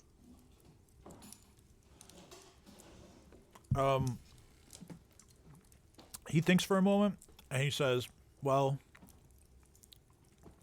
as far as anyone's aware, they are. I mean, no one could have survived that. What happened with Earthfall? I mean, if I could survive a million meteor impact, I would. But I can't, because I'm half elf. And What happened over at Earthfall? Well, Earthfall is It's a fun bedtime story to scare kids in Rutherford. it's more than that. Earthfall is kind of aptly named. There was a cataclysmic event in which a swarm of meteors hit Golarion. It destroyed all of Thassalon and Aslant, both of which were consumed by the resulting earthquakes and huge tidal waves that followed. And that event created the Inner Sea. You'd think that with a billion meteors falling down on Galorian, that dinosaurs would have gone extinct. Extinct, I mean. Well, you would think that, but granted, it's been 10,000 years now. Life has a way of getting back to at least where it was. One other thing to note from Earthfall was that the cloud of dust from the impact of all of these meteors actually blotted out the sun for 1,000 years. Created the Age of Darkness. That doesn't sound fun. No, it wasn't.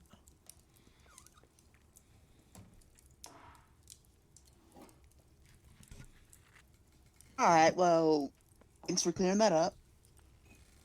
Oh, sure. I'm almost always around if you need to know anything. Kate just perplexedly looks at everyone and goes,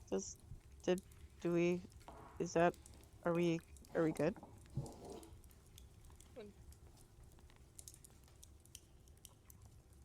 Oh yeah.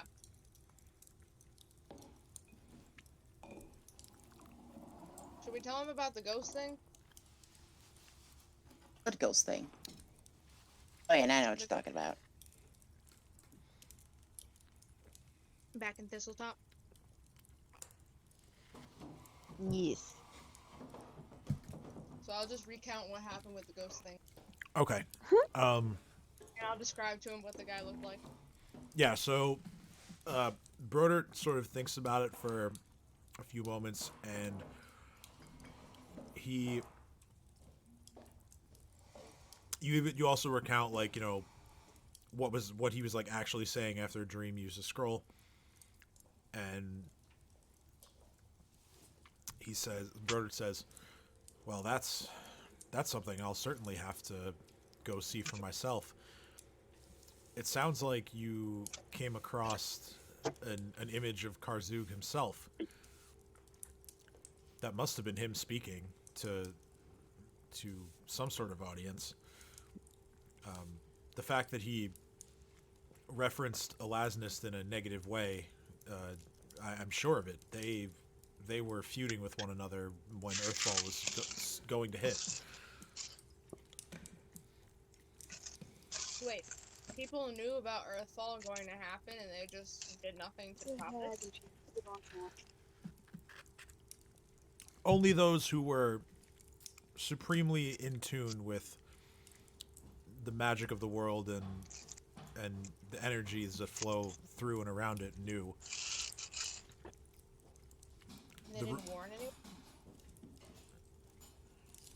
Most of those who knew simply chose to find their own ways to survive it.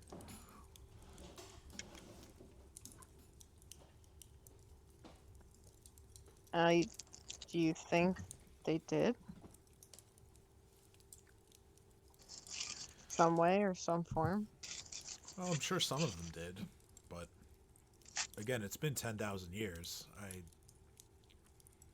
highly doubt there's anyone who was there for it still walking around now.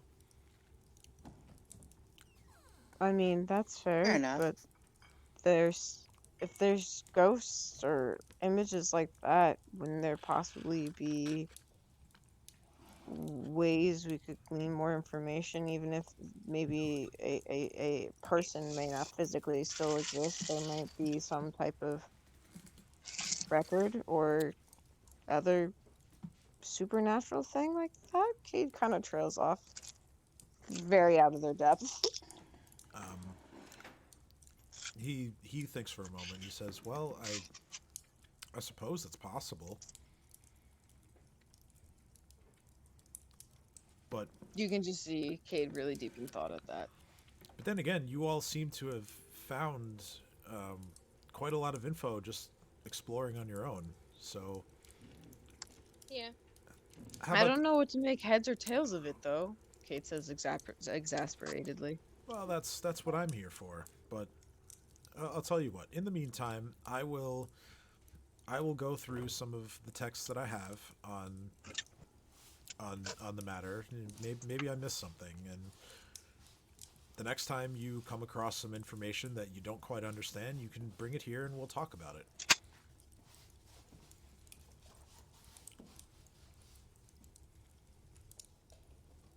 That would be very helpful. Thank you. Of course, and maybe someday there will come a time when you all have completely cleared a place out, and maybe I can make my way over there and see for myself.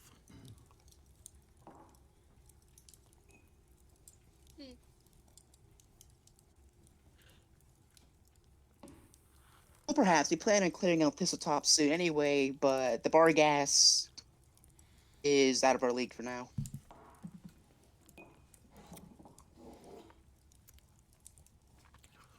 Yes, by the looks of it, if some of the other denizens of Thistletop posed a strong challenge for you all, might not be the best idea to go after the bar guest right now.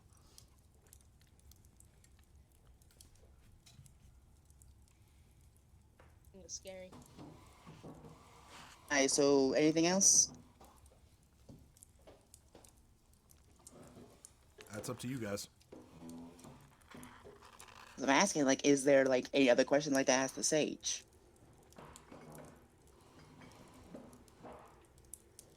Oh. How do you kill a god?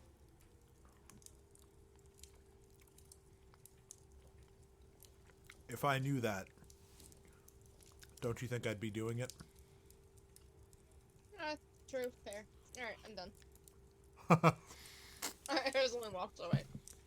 Dream's gonna say amen, brother. All right. Alright, and if that's all with our questions, I suggest we get paid. All right. So back out in town, you guys head on over to Davrin, right? Okay. This or Davrin. All right. So you head that way, and I don't think I even have a map for this one. Davrin is he's currently working on some horseshoes when you all walk in. He turns around and sees all of you and says, "Ah, if it isn't my favorite goblin slayers." Yeah, so we got quite the prize here for you. Yeah, have you seen that anime? It's pretty good.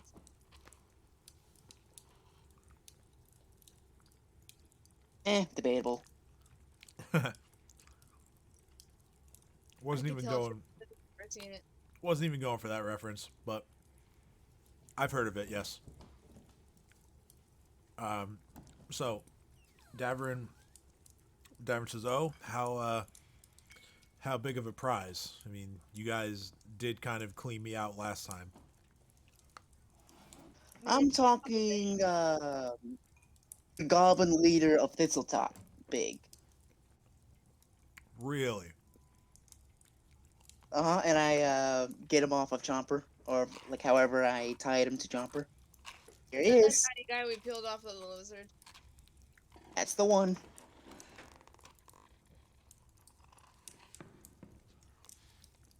Sure. He looks over Rip Nugget's body. Looks at some of the gear that he was holding that's still on his body. Takes a look over at Urslan and spots the crown. Oh yeah, I forgot I have that. And he says, you took that off of this one here? Oh yeah. Well then. Nice work. You want it as a souvenir? The crown? Yeah. Sure. What do you want me to give you for it? I look down at it and I go, 20 gold? He thinks about it and he says, "Yeah, sounds fair to me. That's quite a prize. I'll hang that one up on the wall." Hands you the 20 gold. And as he gives me the 20 gold, I start to go put it on the wall for him. Oh, even better.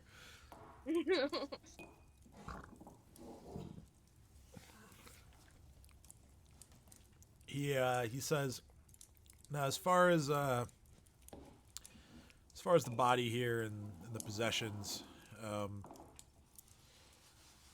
You do see an expression of sadness on Cade's face as the shiny little crown goes on the wall. he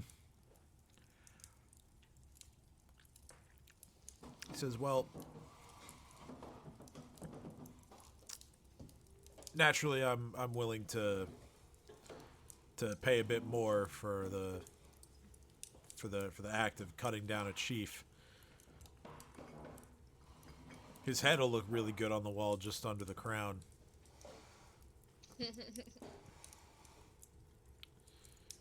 Now I know. can't deny that, Cade says.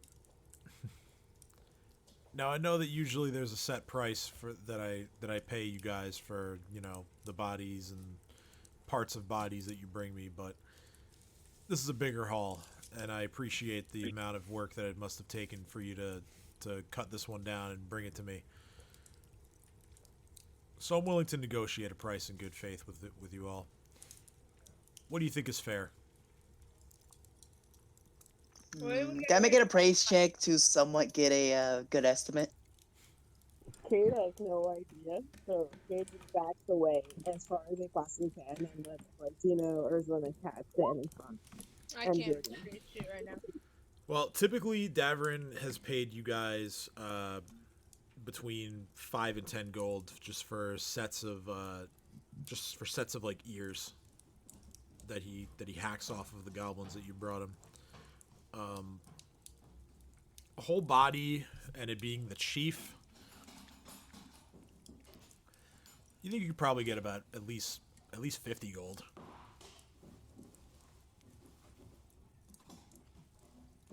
I'm gonna go bold and ask for 100. Okay, so you 100 gold. Roll diplomacy. Hey, get over here. Who are you yelling at? Cade. Kinda She's the Cade, yeah. diplomatic one.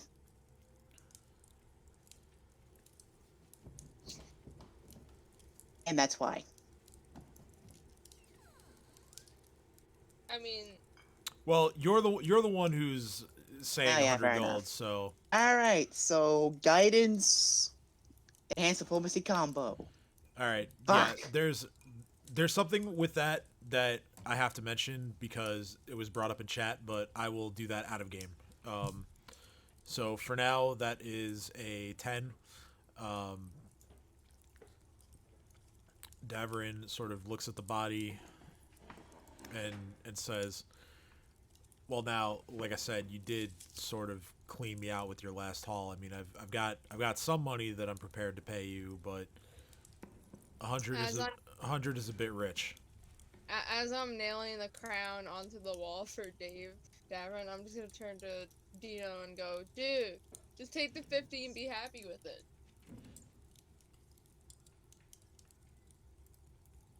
15 or 50? 50. I can't blame the guy for trying. 50 gold. Davarin says 50. Yeah, 50 I can do, and he goes and gets it, puts it in a small like pouch that he hands to Dino. Alright, so that's 5 each.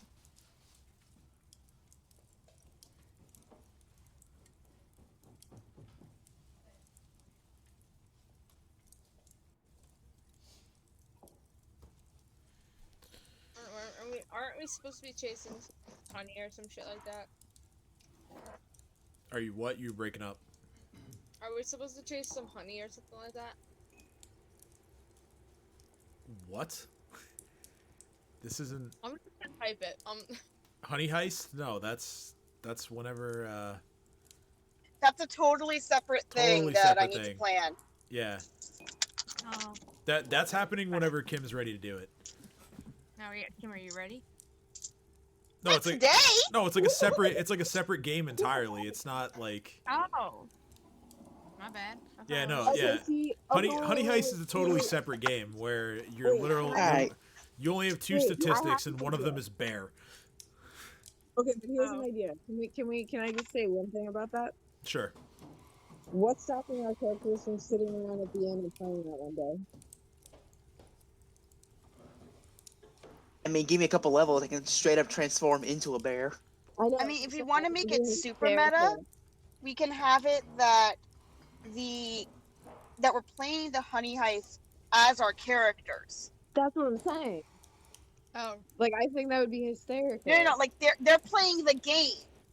Yeah, that's what I'm saying. They're in the game playing Honey Heist. Like, they're sitting at a round table, like, at the end, like, Mako's making food, and we all just, like, in the corner, we're like, you know what? We just created this this great is like thing. Pirates dice. Yeah. Jesus, that'd be wild. Okay, just trying to like dot hack this shit, like game within a game. Yeah. I mean, come on, that would be a lot of fun. Because if we're gonna do the Honey Heist and the spin-off stuff anyway, like, Yeah, it'd be no, really that's fun to try to do it yeah, with, it's like, our a good idea. characters It's a good idea. I'm definitely down to It'd talk be about it funner after. within the game. After, yeah. of Sorry, D&D, I playing Honey Heist within D&D, but in Honey Heist we're playing Pirates dice. Oh Game my within God. the game within the game. Okay, so now you're sitting around. You're all sitting around a table, pretending to be Playing- bears, yeah. who are after honey, and they're also sitting around a table playing a dice game. Yes. That's amazing. A game within a game within a game. So you just hear a lot of bear grunts and roars and growls and angry dice sounds. Yeah, and then someone's face Does gets Jobber clawed get to off. play? Sure, why not? Hell yeah. All right, so you've given the corpse of Rip Nugget to Davarin for 50 gold pieces. He looks at you all and says, "Did you find anything else interesting, or did you just come to bring me bodies?" Oh. I look down at my body and I go, most of my shit's back at the inn.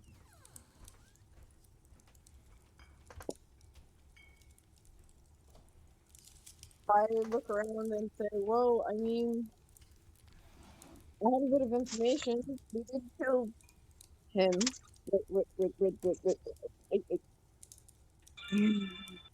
Rip Nugget.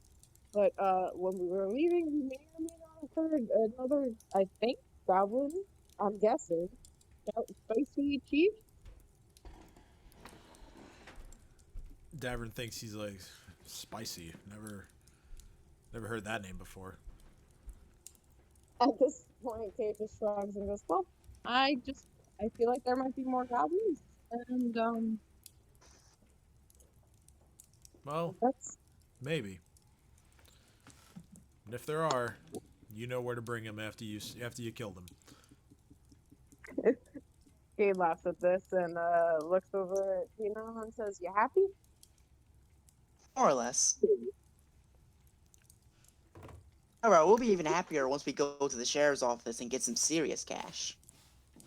Oh, I forgot about that. It says, I'm not used to this whole getting paid like decent wages for job stuff. This is kind of nice. I mean, we risk our lives for this town to get rid of a huge goblin problem over at a fortress, so I say we're gonna be pretty rich after this. Kay just like starts daydreaming and just kind of looks over at Davin and says, I think we're good. And you know, says, fair. Oh, lead the way, Cade. The money isn't going anywhere. All right, well then Kay just kind of bids her farewell to Davin, and they just all dismiss.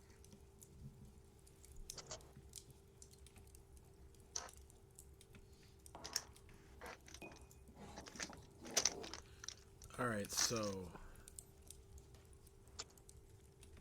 you guys are headed to see the sheriff, correct? Yes, sir. All right.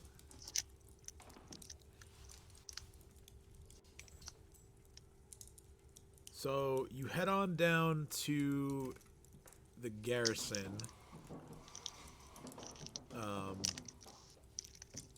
You walk in and you see the familiar jailer Vachetti there, and he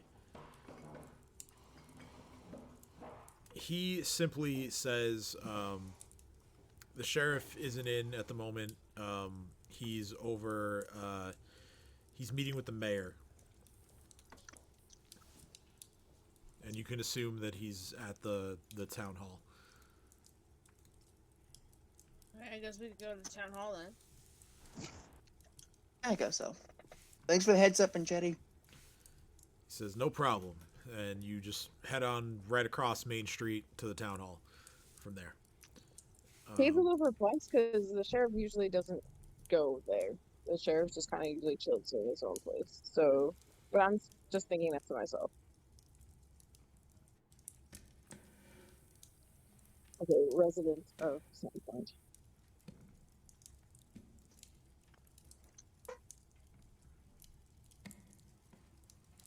Oh, why is this so blurry? What the fuck? Alright, well, that's not gonna work. I had a map ready for this, but it's like super blurry and it's not like correcting itself, so we're just gonna have to do without. Boo. Yeah, sorry. Not that I could see the map right now anyway. Yeah, true.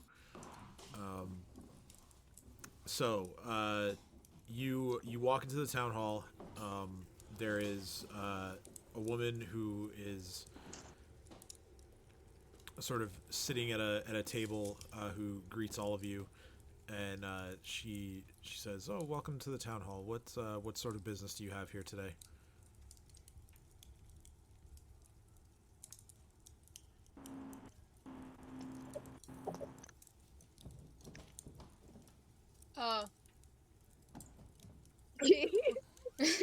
Where's the sheriff? Yeah. He's just kind of looking around sheepishly at everyone, being like, "I take you places. I don't do the okay.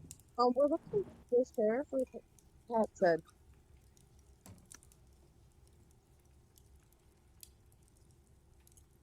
Sorry, I couldn't understand a little bit of what you're saying. It was a little like garbly. Oh, Cade's like all flustered about the fact that they're not normally like the announcer, but realizes everyone else is silent and I am actually the one from this town and kind of just pipes up and goes, we're looking for the sheriff. Oh, okay. The woman says, "Okay, well, he's currently in a meeting with the mayor, but it shouldn't be much longer. If you don't mind waiting right here, I'm sure he'll be out soon." Can I'm gonna Alright. can I just try to sense if there's any danger or anything concerning going on? Sure. Go ahead and roll sense motive. Guidance.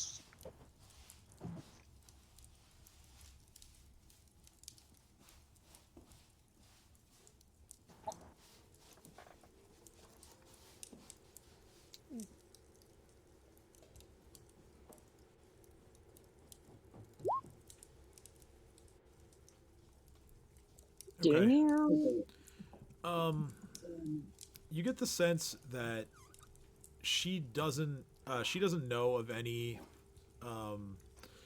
that's like amiss with this meeting, and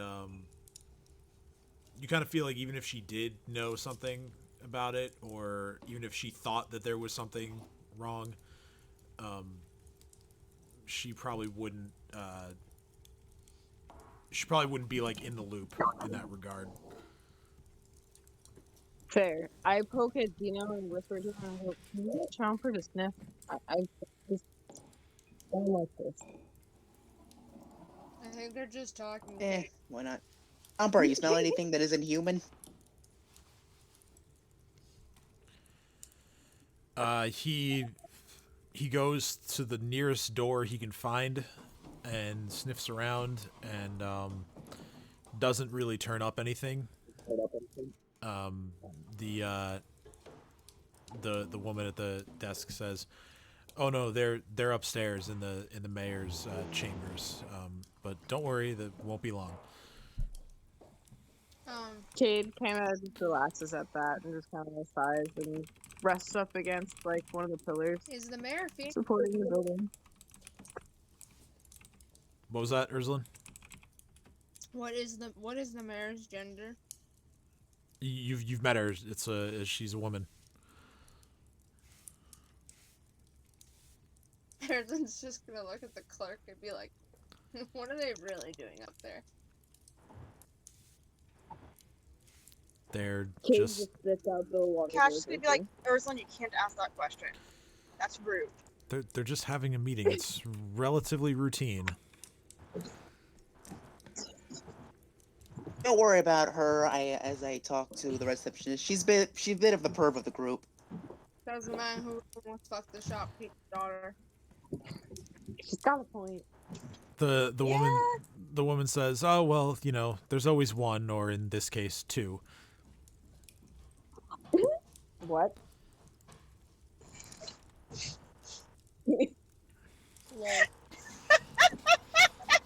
Cat burst out laughing. Ah, Sheriff Hemlock, good to see you. I hope your meeting with the mayor went well. And he just gives a nod, doesn't really say anything to her. And he turns and sees all of you and says, "Oh, well, I'm glad to see all of you here this morning.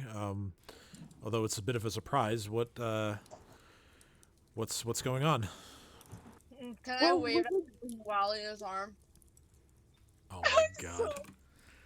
So yeah, you just see Ursuline pull out the severed arm of Nualia and is From just Dream's backpack. from or Dream's, wherever. yeah, from Dream's bag, and is just waving it around in the town hall.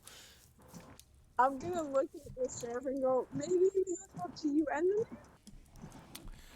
the Sheriff Hemlock does not look pleased. He Jesus Christ.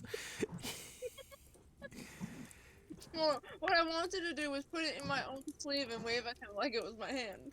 Oh my god. Can I sleight of hand it so it looks like I'm not, like he didn't notice it? Sure. he can notice it's a dismembered hand, but if there's less people around you don't notice, you're just gonna dead on So let's see if he notices me like turning around and shoving a dead person's hand up my my shirt into my arm, my He's not sleeve. even phased at this point because you do so crazy shit all the time. At this point, I'm just like, you know what? This is normal. This is what friends do. This is what normal associates do. I don't understand why I serve so mad. We did the thing and we have proof. But can he I see wanna know why what the kids person love top Cinnamon of me Toast thinks about. Crunch?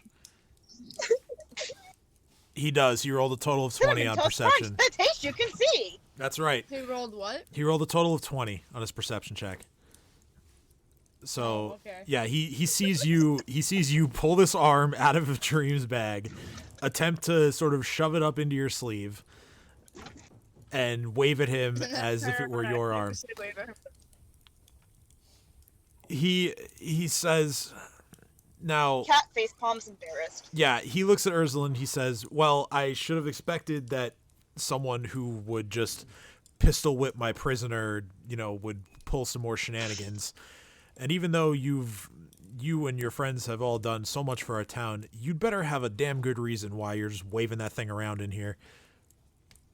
Oh, we took care of Nualia. Yeah. Alright, listen, Sheriff, forgive her. She's as well as being the party's perv, she's a bit of an oddball. But basically, we just got back from I'm just storming gonna point out Thistletop. again Most that of the goblins man are who done for, owns and such that a arm, network file. I'm pretty sure the proof's in the pudding, but, and as we got back, and that arm is the person who is responsible for all your problems, so... So you're telling me Yeah, that Dream kind of blew her head off. We couldn't bring that. So you're telling me that arm belonged to Nualia. Yep, the person who was responsible for gathering all the goblins together, or at least trying to, and cause you problems, she's very dead, and Thistletop is nothing more than half of what it used to be. Well, it's troubling that she got as far as she did with her plans. That arm is proof enough. She must have burned her father's remains already. But seeing as you've all stopped her, that is very good news. Even though my demeanor may not show it, you'll have to forgive me. I've just witnessed this girl here waving around a severed arm in my town hall. Don't worry, I that's a perfectly apologize for reasonable. that, sir. That's a She's, perfectly reasonable response. not quite right in the head. Oh, I'm sure it was quite an As ordeal. you're saying all that, I'm trying to bend Nualia's fingers to make the rock, the hand for rock and roll. As you're saying all that, I'm trying to do that. Jesus Christ. As you can see, she is not the greatest specimen of intelligence. I beg to differ. Well, nobody's perfect. I don't really know what to say to that. And he's watching Ursuline manipulate the fingers of this arm. And this is why Dream took her away to begin with. So this would happen. Yeah, probably. Kat just has her head in her hands, like, oh god, why? And she's like, I'm sorry. But we successfully completed the mission, kind of. We killed the goblin leader and stopped Nualia, as you can see. We have evidence of that. So, Oh, I also yeah. have her journal to prove that this hand is hers, because she talks about it.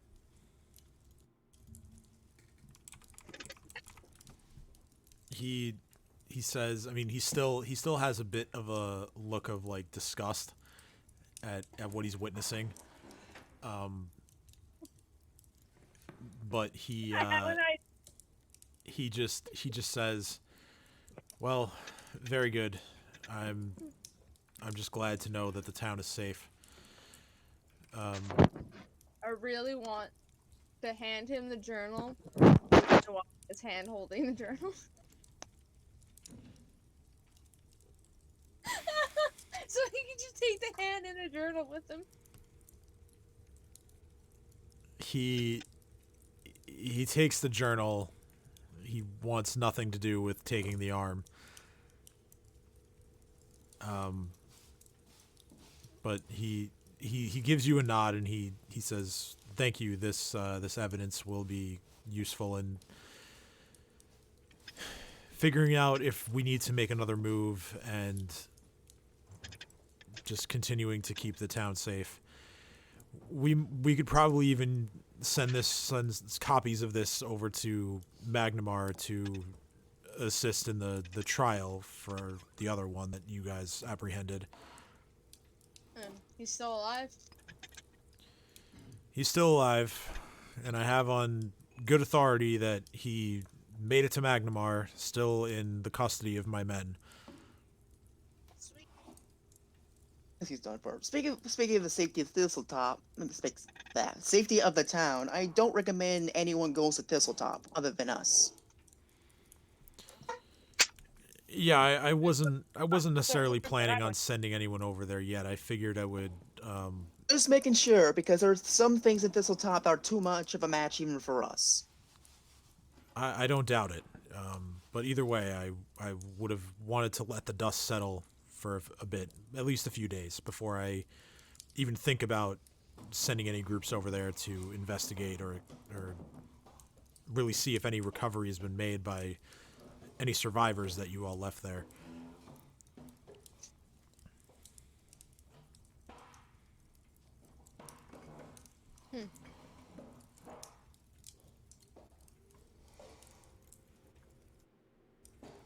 He pauses for a moment and then he looks at all of you and he says, I'm sure that you're all expecting some kind of reward for what you've done, and not to worry.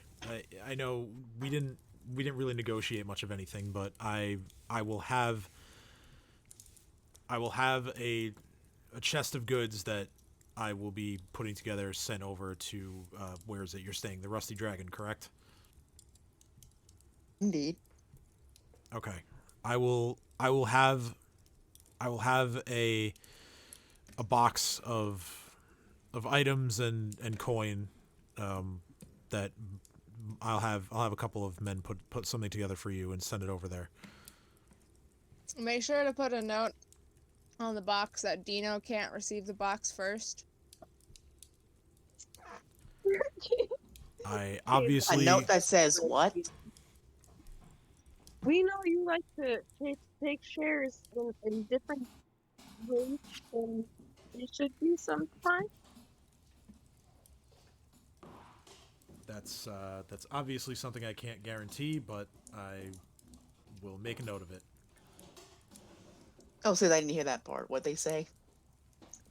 Oh, that did not hand you the treasure chest first. You shouldn't be the one who did it. Oh yes, because I'm the only one who's taken all the reward. Cough, cough, cat. To be fair, if anyone is going to be the most ambivalent when it comes to handing out coins, it's probably going to be. I just want to point out that Dino was the only one caught doing such acts. True. They didn't do much that I did.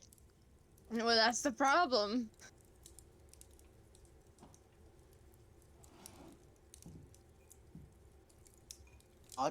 And there you go. You're welcome. Now, what do I do with this hand? He says, "Well, I don't really care what you do with it. Just don't wave it around in the open in my town." It's fun to play with. Ugly to look at, but fun to play with.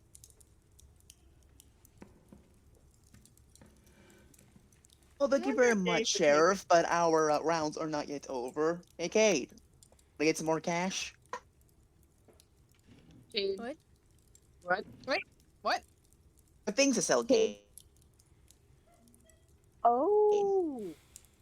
I remember and then realized that some of the stuff's at the inn and some of the stuff I have on me, and I scurry quickly off and go and grab the stuff and come back to whenever we need. And before she runs off, I want to like stop her and pick her up real quick.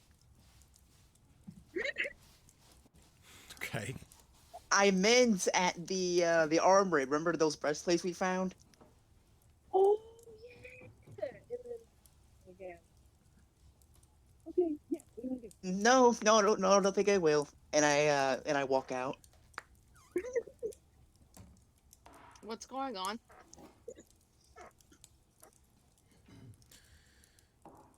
Shenanigans, from my standpoint. Pretty much. I told the sheriff, I'm gonna go find something to do with this arm and work on my gun. Goodbye. Wait, can you just kind of look that over it or over the actual thing? Would this sage like the arm? Would who like the arm? The sage. The thing. Ooh. The sage. I don't know. You know that I'm gonna go dude back to the from stage real quick and be like, yo, you want an arm? I forget the place. The place where Dream needed a spear. I'm pretty sure that dude would want it. Oh, yeah. I'm gonna ask the sage first. As you do that, me and Kate are going to the armory to sell the things. All Oh, right. you're not selling the longbow, because that's mine. All right. So So do the arm thing. It's bad if I can eat whole pies of ice cream by myself. you're going to the sage.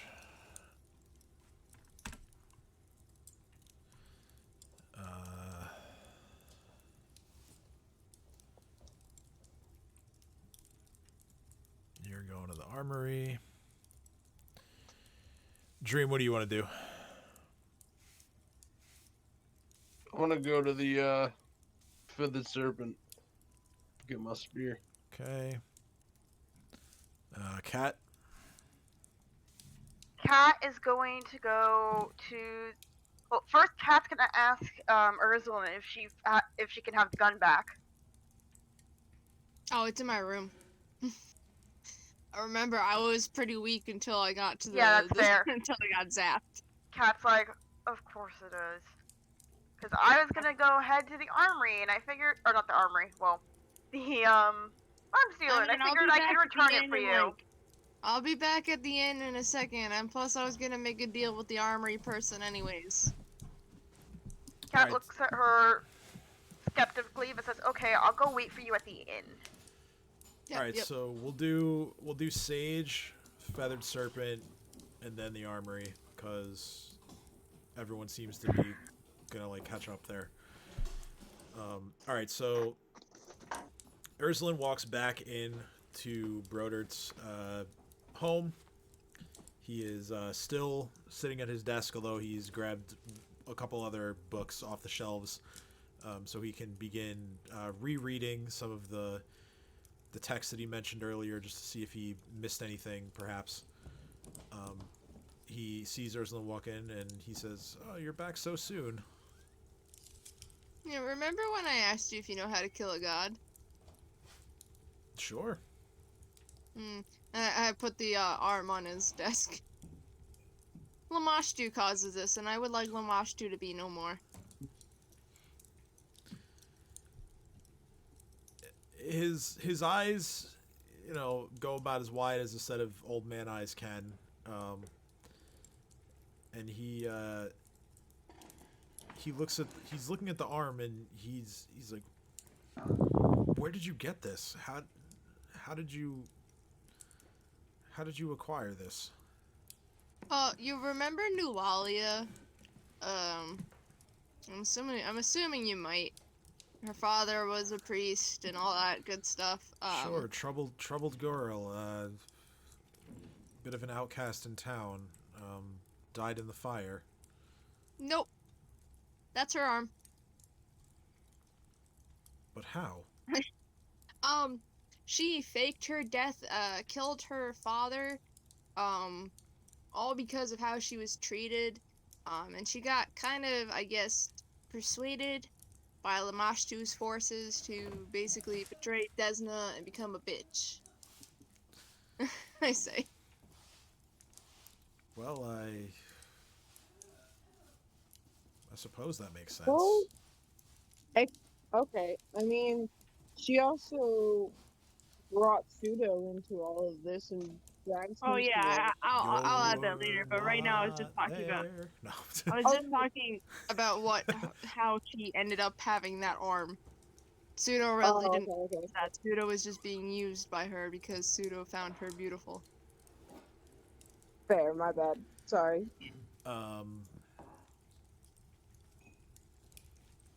But yeah, he kind of just absorbs the information. He says, "Well, like I said before, I don't know how to kill a god, but I can certainly look into why this would have happened to her." That's fair. That way I could know how to prevent it. She must have been working closely with Lamashtu or with someone with the power to make this sort of a transformation happen. In her journal, it did talk about how she had some shenanigans with a boy near an opening to a shrine, and the baby ended up being demonic. Yes, that little bit is common knowledge at this point, or at least to some around town. Could a shrine have caused this? It's possible. Unholy shrines can have quite the effect.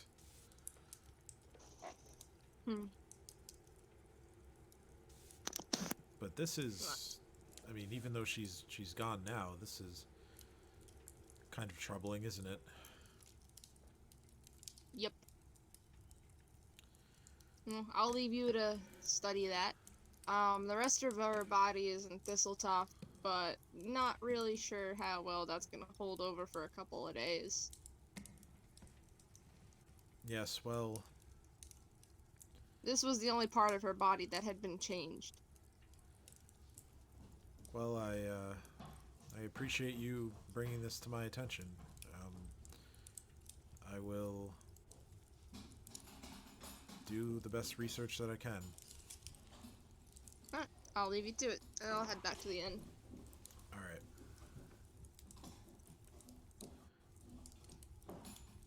So, over at the Feathered Serpent,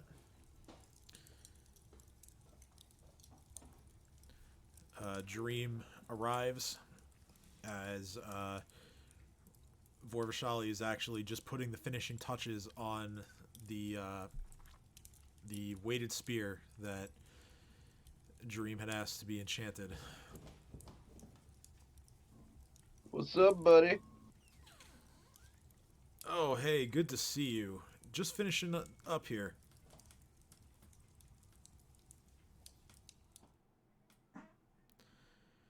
Dream's gonna look. He's gonna look over his shoulder. Yeah, you immediately notice that the weapon, thanks to the magic that Vorvashali is utilizing, the weapon still has a faint glow to it.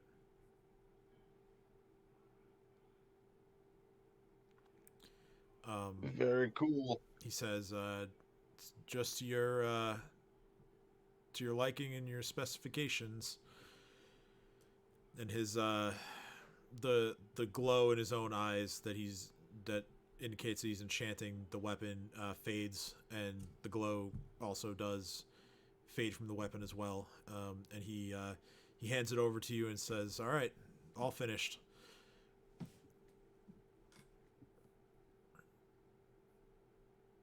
All right, so I'm gonna take the spear. Yeah, so you take the spear, and it definitely feels different from the other spears that you have.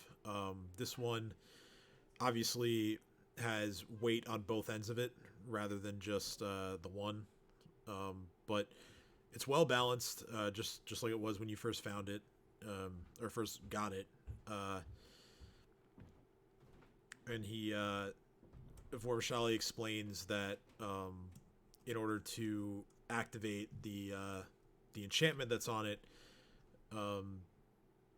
you have to sort of speak a command word, and he tells you what it is. It's some like just like arcane like jargon. It's not even really like words, but he explains that once it's activated, the spear gains sort of an acidic property that will allow it to deal extra damage to those that you hit with it.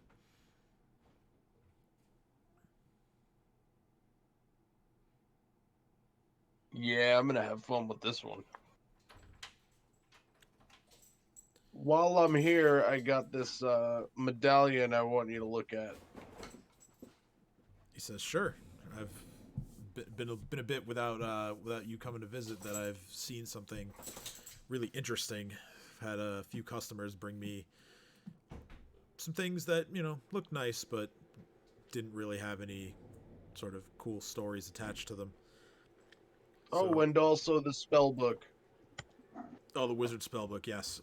So he looks that over. He identifies just from reading it pretty quickly. He identifies basically all of the spells that are in it. He just again lists them off. It has comprehend languages, detect secret doors, floating disc, identify, locate object, minor image, obscuring mist, see invisibility, sleep, spider climb, plus the spells that she had prepared, which were invisibility, mirror image, shatter, burning hands, grease, mage armor, ray of enfeeblement, acid splash, detect magic, prestidigitation, and ray of frost. So he hands you the spellbook back, and he says, "Yeah, it's pretty basic wizard stuff in here. Interesting mix of spells, to be sure."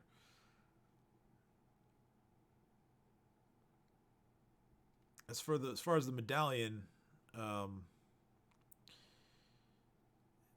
can tell you that this will allow you to give yourself an extra little boost in battle once per day. You'll feel hardier and more able to take hits. There's some bit of the other magic in this thing though that's just a little bit beyond me. I'm not sure why this is confusing me.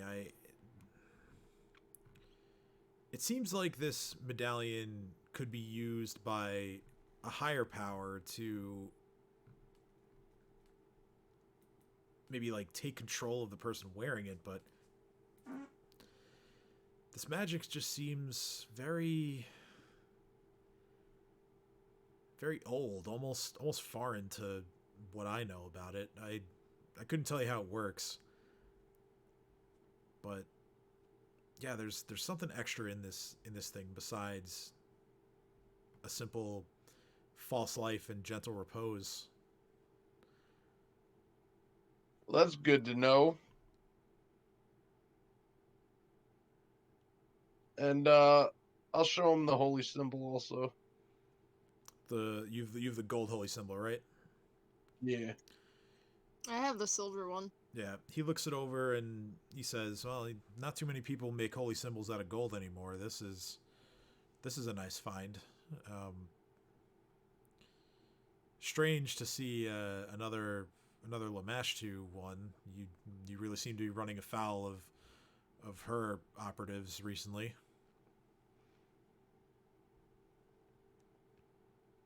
Yeah, I mean, seems to be the trending belief in the enemies we come across. Well, I would just make sure you're prepared for demons and just terrible, ugly-looking monsters, because that's a lot of what she deals with. Gnolls, Medusas, Harpies, Goblins, Minotaurs. Bugbears, llamias, warlocks, ogres, monsters, We're demons. gonna get murdered Yeah, if we are. we're not careful. We'll be fine. What can you give me for the holy symbol?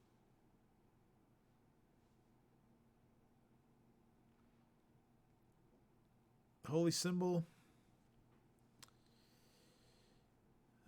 Well,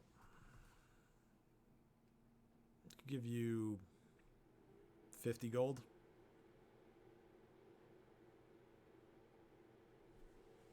Are we gonna need this out of character?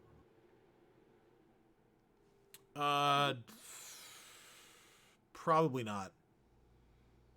Okay. I mean, holy symbols really aren't needed, especially with like unless Yeah, you're worshiping. like there's off the top of my head, I can't think of anything in this moment right now that you would need it for. Okay. And even if you did, like holy symbols are relatively easy to come across. All right. I'm gonna say. What about a trade? Oh, you know me, I like trades.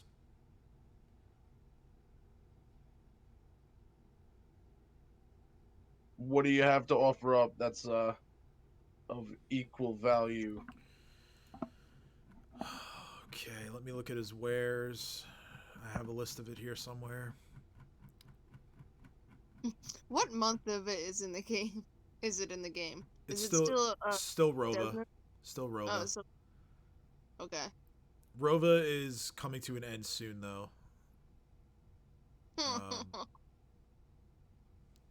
the- fun. A like calendar, like a general like. Oh yeah, there's a calendar for the whole game.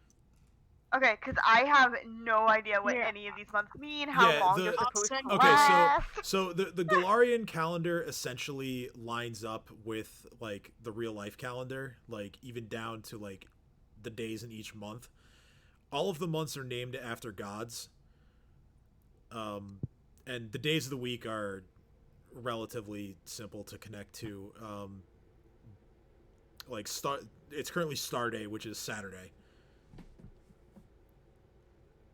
Yeah. And then tomorrow, I shit you not, is Sunday. There's no difference there. Well, that's because it worships the sun. That's kind of It's- awesome. Yeah, I like reading about like just the general part of the game, like the days and stuff like that. That's why I was asking what month it was. Because I was wondering why there's so much Lamash do shit.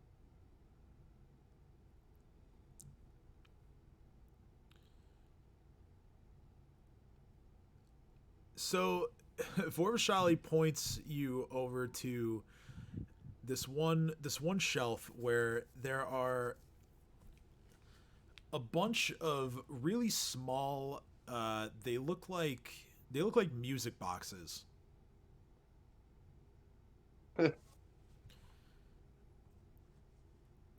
And he says, I'll tell you what. You and your friends seem like a really interesting bunch, but even the most interesting group of people sometimes gets well, I don't want to say bored. That's so negative, but maybe sometimes you just get a little bit tired of one another. So I'll tell you what.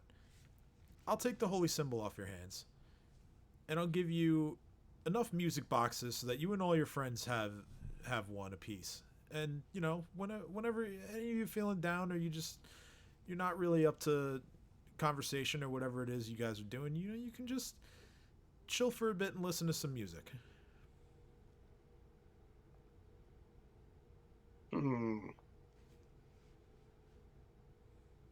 Or you're free to look around the rest of my shop and see if there's anything you like. Yeah, I'll look around a little bit longer. Okay, yeah, he I points want to detect magic on those. on the music boxes. Yeah. Okay, yeah, you do so, and there's no magic involved. It's just given the amount of them that he has in stock, you kind of gather that he just really likes music boxes. There's nothing nothing too magical about them. He points out some other like various like art objects, little like statuettes. He's really only pointing out things that like he seemingly is like willing to trade for the holy symbol. You see a few different like statues and figurines of different people, like famous heroes of older times, or a couple of that are made to look like some of the gods. There's, for some reason, there's one of himself. That's He awesome. even has one of the mayor he had made. Yeah, like I said, this guy's a fucking weirdo. He's got everything that seemingly nobody would want. Tim, That's look so in the group funny. chat real quick.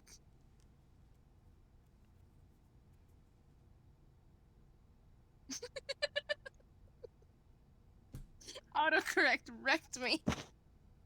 Yeah, you got fucking bodied by autocorrect there. Absolutely bodied. That's incredible. The month of eBay. You love to see it. I wrote it in October and it corrected it to eBay. I don't know what was going on. Maybe Are the you on your eBay phone? Did you use swipe? It's like eBay's trying to take over October. it's like I'm watching the first Yeah, Transformers that tracks. movie again. Like just the random eBay reference. I wrote out October and it corrected it to eBay. Where did you find this Optimus Prime? eBay. Unrelated, but I did see a truck on the highway the other day that actually had a Transformers logo on the back on Amazing. its cab. It made me so happy. Amazing. I want to point out to our viewers that I was mentioning how the month of what would be October. When I was trying to write out the month of Lamashtan, I guess it corrected to eBay. I don't know why eBay. Lamachan, I yeah. really don't know why eBay is in there. But basically, what would be the month of October, spooky season, is Lamashtan, which is based after Lamashtu, which is the mother of monsters. And I think that fits quite nicely, actually. Jesus. eBay. eBay. Why is it even in there? Oh, I was trying to write what would be. What got corrected?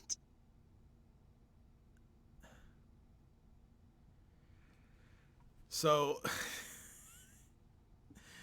as I was saying, he's showing you just a bunch of like art objects and other various oddities that he's willing to part with in exchange for this holy symbol. He also he mentions that he would also be willing to give you like a potion or two in exchange for it, if that's what you're after. Yeah, I'll take a look at the potions. All right, he's got a few potions of cure light wounds. He has what else? Pretty much any other potions that he has, it's gonna be like pretty like simpler, like first level type spells. Let me see here.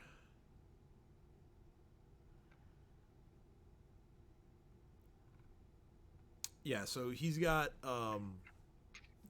stuff like cure light wounds, feather step, goodberry, magic stone, enlarged person, vanish, and keen senses. Enlarged person. He says he'll give you any 2 potions for the holy symbol. Okay. So I'll do enlarged person. And what there's another one I really liked. Vanish. Vanish. Okay. And then I'm gonna take some cure light wounds with my money. Okay. So he asks, how many of those do you want? The cure light wounds.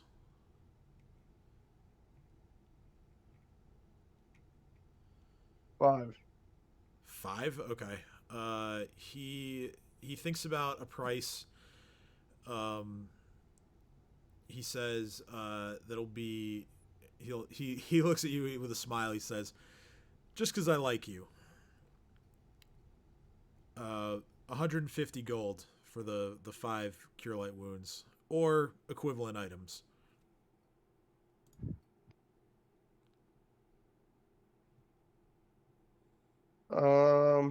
Let's see what else I have. Because I have the money, but let's see.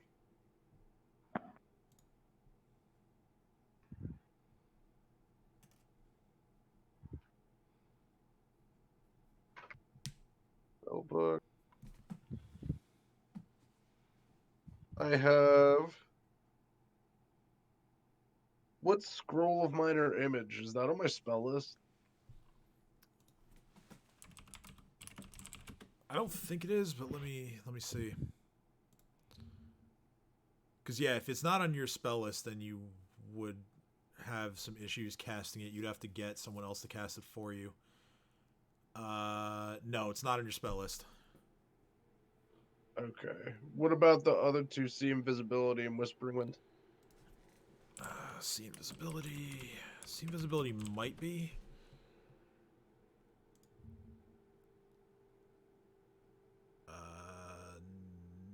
Okay, no.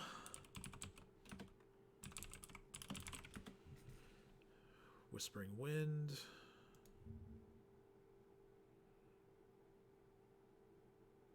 Yeah, no, those aren't on your spell list either. All right. So I'll offer up the see invisibility and minor image. Okay, he will take those and let me see what those are worth as scrolls.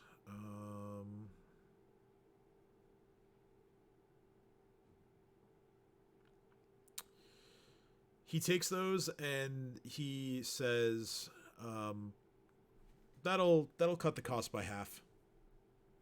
All right, deal. All right, so 75 gold pieces plus the 2 scrolls, and you get 5 potions of cure light wounds, as well as the potion of enlarged person and the potion of vanish.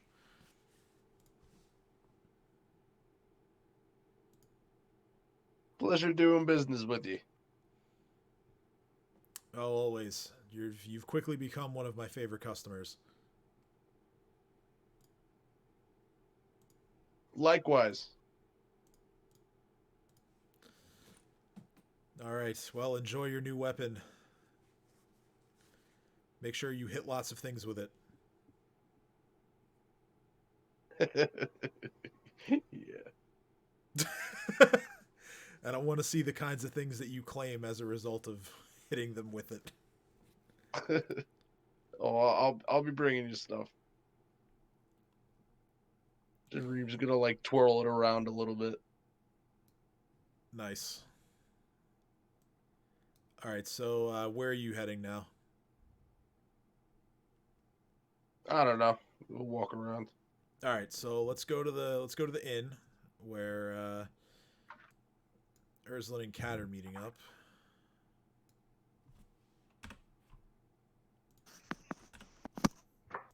Oric is just going about his business elsewhere. So the 2 of you are in the tavern, having met up. So yeah, we'll pick it up from there. What What's happening? I'm gonna go upstairs to my room, and get my gear back on, I guess. Leave other things back at the place. I don't think I have Pseudo's journal anymore. I feel like I would have given that to the sheriff. Oh, wasn't I getting robes made? And the shovel is back with Oh yes. So Jareem, your robes were delivered last night. Ameko had left them. She kind of like slid them under your door, so they were there. You have them, and yes, you did give Pseudo's journal to the sheriff. as well as what's their faces. Oh yeah, no, it was Nualia's journal that you gave to the sheriff, but yeah.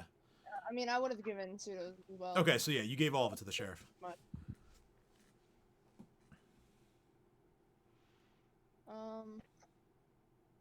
Going to leave the bronze in my room. Drop them in the inventory. Vlogs. I'm just like making it so that I can not be overing. Well, okay, only down 1 point of strength. You're not really in that. Well, I'm not be carrying them around with me because I'm working in my room. Right. And then the key with the 5 rings. 0. Yeah, that keyring was from Rip Nugget, so you can only assume that those keys are for stuff in Thistletop. Yeah, I'll leave them out. Okay. So yeah, just 0 out or whatever. What I'm doing is putting an asterisk and then zeroing them. I have them, they're just not on me. Yeah, so there you go. Okay. Cool. Alright, I pick up the guns and all that stuff, and I walk downstairs, and I look at Kat, and I go, okay, let's go. Alright, so yeah. Cat's like, alright. Kat was waiting for you, so you all are ready to go over Where the car went, that's okay. to the armory. Oh, last time was I here last time? Is that where I got the gun from? Yeah, this is where you got the gun from originally. Does she sell bullets here? I can only assume. You've never asked, but She's about to.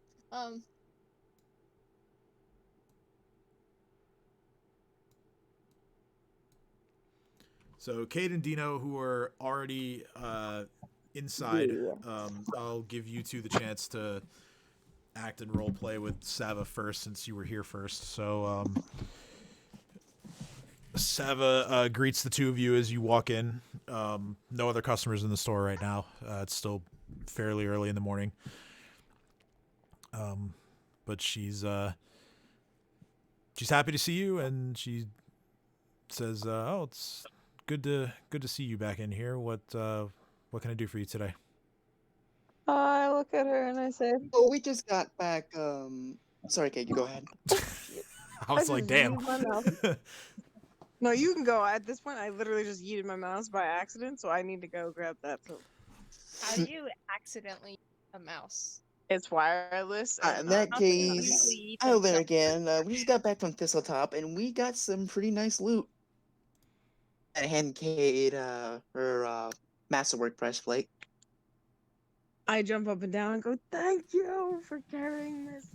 And I go, so plop that down on the table, and I plop down the dagger with the pearl handle, as well as the silver comb, and I then put the unidentified arrows to the side and go, "Can you tell me what these are? I'm not necessarily selling them, just kind of confused as what they do." She takes a look at the arrows, specifically the arrowheads, and she says, "Oh yeah, I mean, I'm not much for identifying magic, but I have seen these runes before. These are Elfbane arrows." Cade just kind of perks up at that and goes, Elfbane.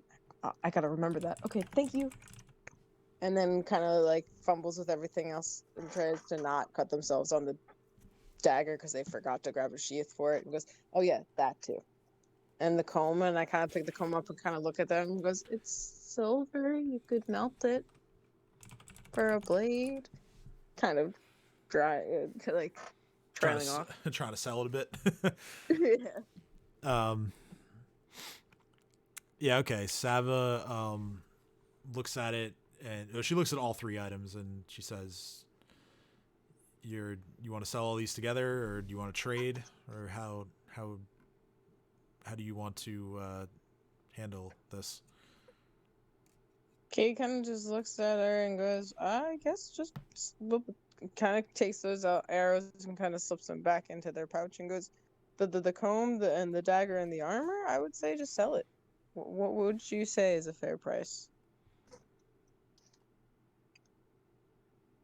She looks over everything, trying to sort of appraise all of it together. Actually, let me make a check for her for that.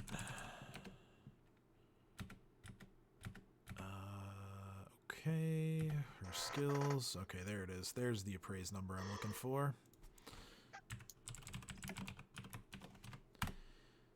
Ooh, that's not good.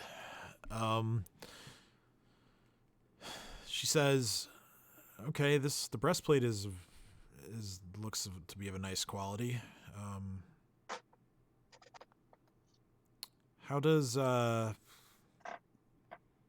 225 gold for all three things?" How do I check if that's a good deal? What do I roll? You can roll appraise yourself or sense motive. Guidance.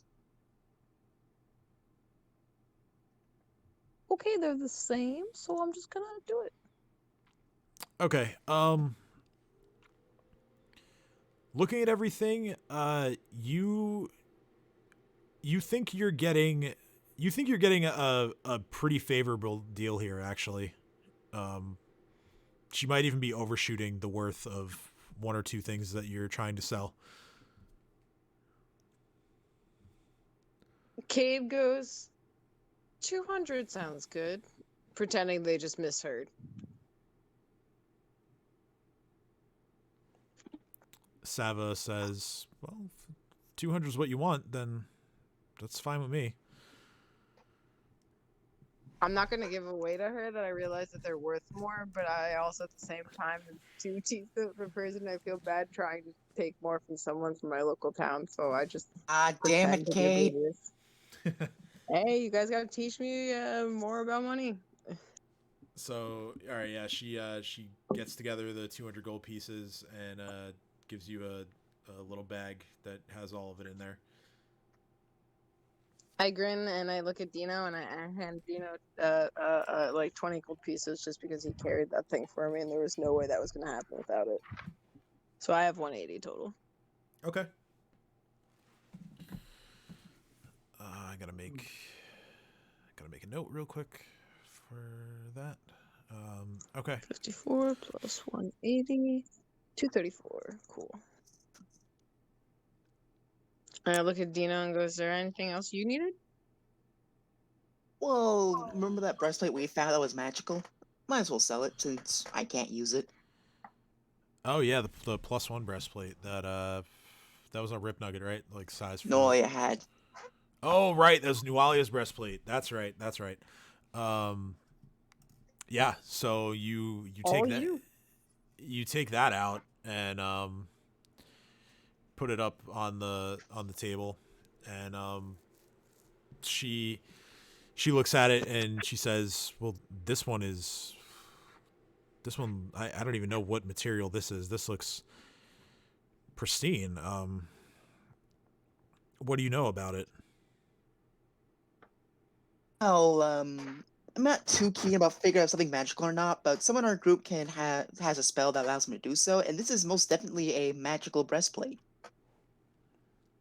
I believe it. This looks really very well made, and I'm certain that whoever wore this would have had a little bit of extra magic put in to protect themselves better. Can Cat Wait, hon. Will detect magic tell her what magic there is in the breastplate, or will it just tell her if it's magic or not?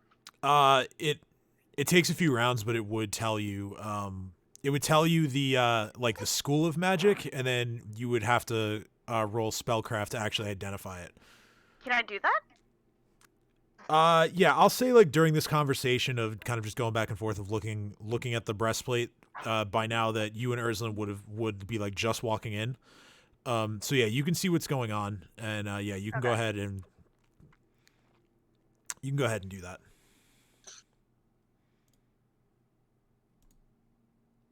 Do you still need me to roll for you, or you got it? Computer, I'm just trying to remember where my spells are. She's been missing for so long, she forgot where her spells are. So that was detect magic. I'm just and glad. Then spellcraft, right? Yep. I'm just glad to see the sorcerer casting spells. It warms my heart. I enjoy casting spells when I remember that's a thing I can do. I'm not used to playing sorcerer. Lies and slander. She forgets she's a sorcerer because she always says she's a pirate, and pirates don't normally cast spells. Listen, I don't know what kind of. Let's go with that. Yeah, I don't know what kind of pirates you're rolling with, but all my pirate homies cast spells. Guidance. Let's go with that. All right, so Fuck. guidance on yourself or on Cat? Yes. You can only do one. At Well, I mean, there's no real pressure in this situation, so I would probably allow it in like a taking turns scenario. So through your detect magic, you know that the magic on the breastplate is just it's enchantment magic. It's just with a spellcraft check. You're pretty sure that it's just a basic +1. No like special abilities or anything like that.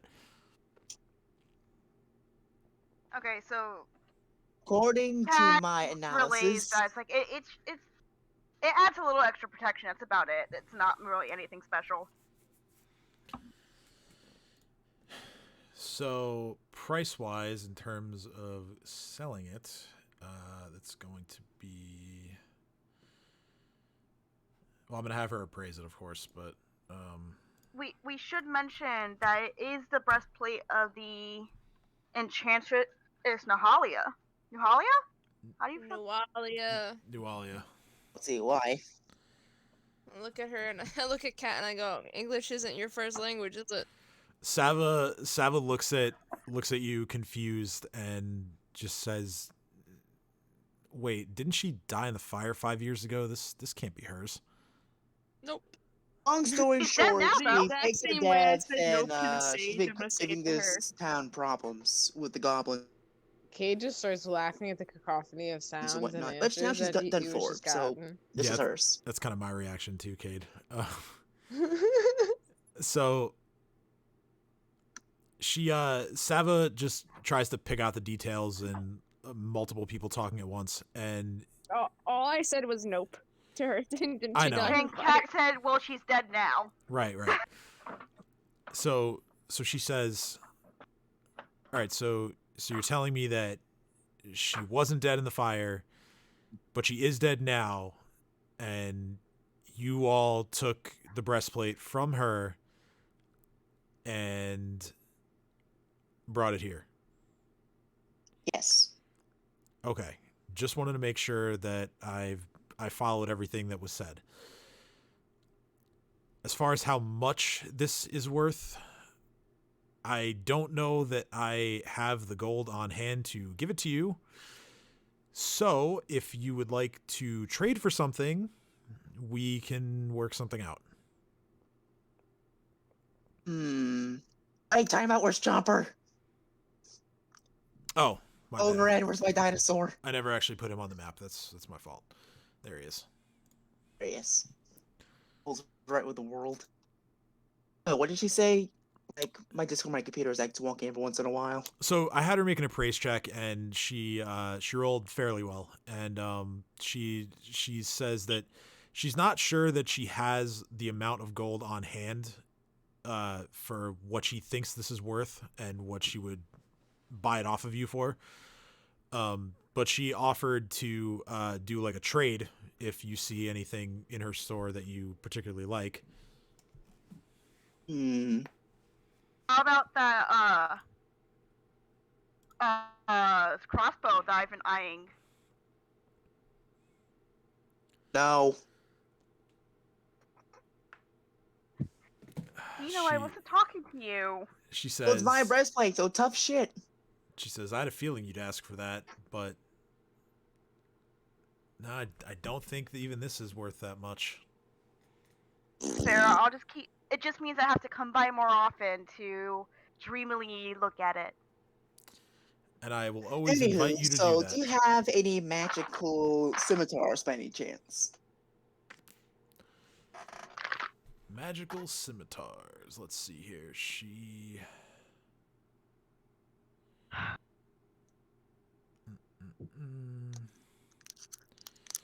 looking at like the... There are like things in here for how often she gets new stock.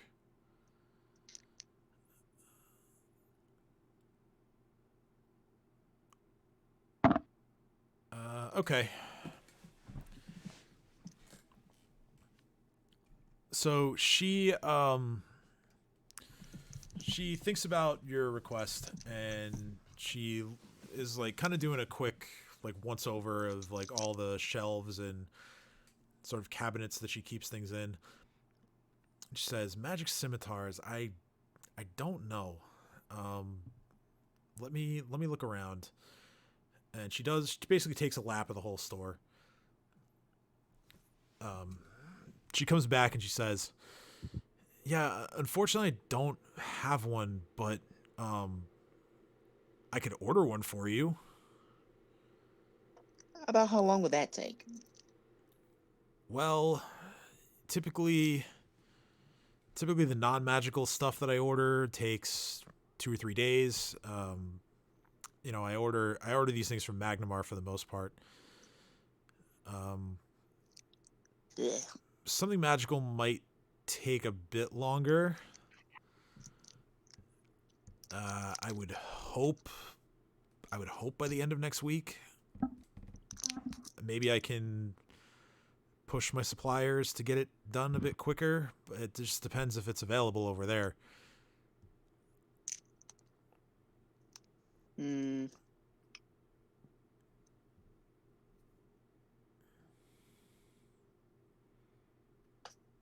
Alright, so question. So how would this magical scimitar stand up to Dream's His spear? weighted spear. Yeah. So a 1-for-1 trade with the breastplate, it wouldn't have any additional properties. It would just be a +1 scimitar.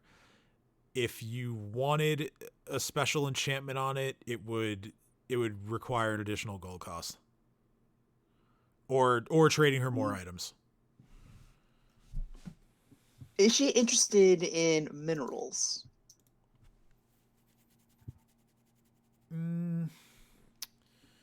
It's not really what she deals in, but what do you want to show her? I'm saying it's not really what she deals in, but if you want to show her, stuff, you know, you certainly can. Alright, so I bust out my obsidian, my turquoise, and my rose quartz and say, to say if you can get your hands on a more powerful scimitar, would the breastplate and these 3 make up for it? All right, she's gonna appraise the gems. She looks them over and she says, "They're nice, but they're not really worth that much to someone like me. These are maybe worth 80 to 100 gold." Can't blame the guy for trying. I put them away. Alright, so to get me a magical scimitar with some decent enchantments, how much extra gold would it cost? let me actually look up the enchantments here so I can give you a price on that. Magic weapons. What's the special for the spear again? Corrosive is the property. So when you sort of like activate that property by speaking like the arcane command word that Vorvashali gave you, which I mean, again, I didn't give you any specifics because I don't really want that to like bog down the roleplay. But Right. when you do that and you hit with the spear, it deals an additional 1d6 acid damage. Okay. So the additional cost for, let's see, add to enhancement bonus on.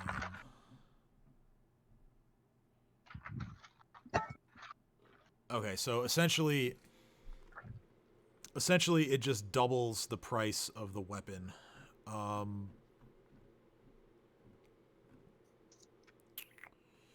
Except for there are two that are more than that, but yeah, for a +1 weapon, the total cost, if you were paying for it in gold, the total cost would be 4,000.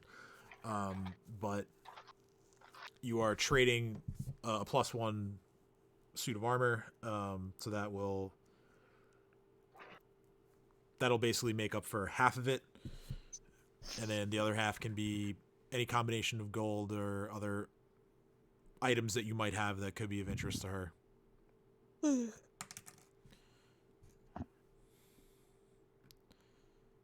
if you want, I'd be more than happy to go through the different enchantments that are available. Alright, so I can get half. The other option... And you say it was like 4,000, right? Yeah, the other option for out-of-game purposes, the other option is you take your Masterwork Scimitar over to Vorvashali and have him do it. But then you'd be down that weapon for a few days while he's enchanting it.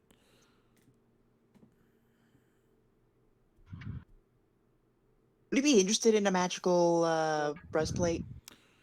It was from Nualia, so I bet it'd be worth something. Yeah, so typically with Vorvashali, Jareem would know this, and even, I mean, he's not there right now, but he would know this, that Vorvashali is as much interested in, like, the lore and the stories behind the items as the item itself. So he could probably be influenced a bit, by, like, spinning him the old yarn about Nualia and how you guys fought and killed her and what she's done and what she was planning to do. That would probably help you a bit.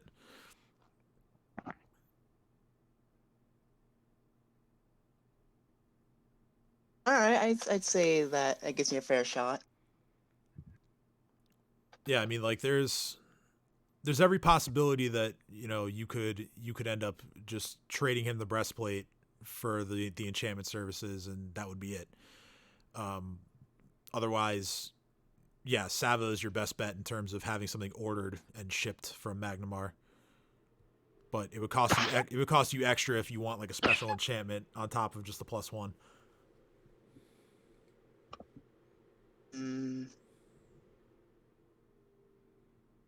Wait, what's the difference between a +1 weapon and a Masterwork Scimitar? So in like game mechanic terms, the Masterwork is just a +1 to attack, whereas the +1 magic weapon is +1 to attack and damage. Oh, that's right. My Masterwork Scimitar only is a +1 to hit. Right. Magic also gets a +1 to damage. And if you have a special ability on it, it also will proc that. I'm changing the name of my spear. Yeah, I just put it into what it is. Oh, you sure you want to call it Talon? Because I feel like that's a little bit confusing when you roll the attacks for Babu, but I understand if that's what you want to call it. The Long Talon. The Long Talon. The Talon Stick. The Talon Stick. Alright, I'm gonna thank her for giving me a decent idea how much this thing is worth, but so much of a hassle and it's not guaranteed I can get enough gold, so... Okay. So yeah, in that case, she says, "Well, that's just fine. I totally understand. It's a big decision to make, and I'll have to try and find some more stuff made out of whatever material that is, because that stuff would sell really quickly here if I could get my hands on it."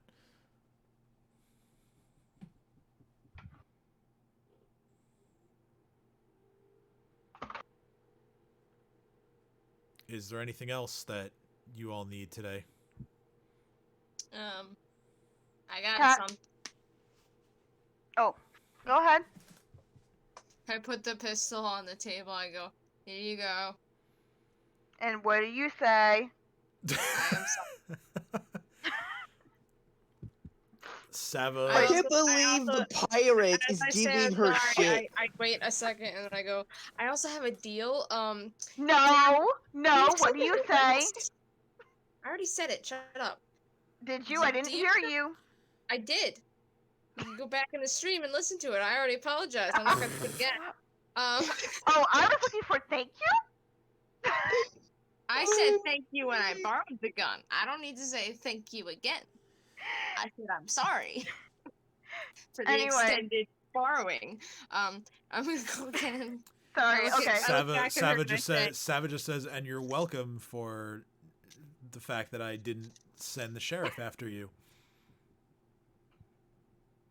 And I look at her and I go, do you sell bullets?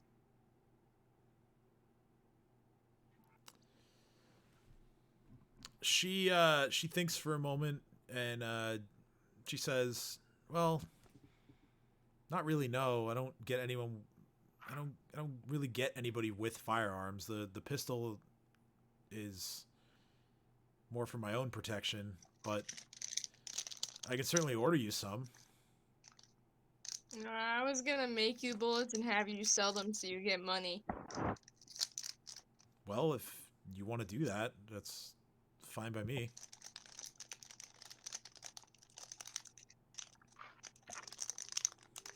Yeah, I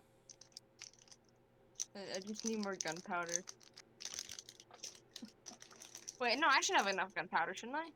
I'll give her the creepy crawly bullets I have and be like, here, try these out, see if anyone will buy them. And I tell her exactly what they do.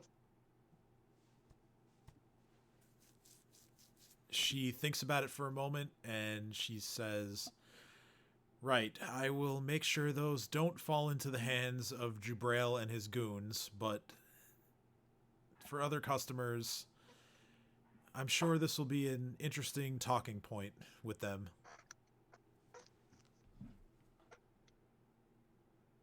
Nice. And then I look at Kat and I said, I did what I had to do, and I go back to the inn. and I continue to work on my gun as soon as I get there. Cage just is staring at all this in disbelief. Cat's like, I'm sorry for her. I swear she's awesome once you get to know her, but she can be a bit abrasive. Well, that's a debate.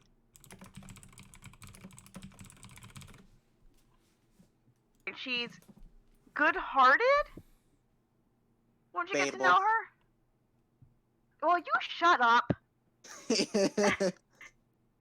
Oh, relax. I'm joking. Fuck all the daughters of all the Mister, I'm gonna fuck the general store's daughter, making it harder for everybody else to do business with them. I would say no. Damn.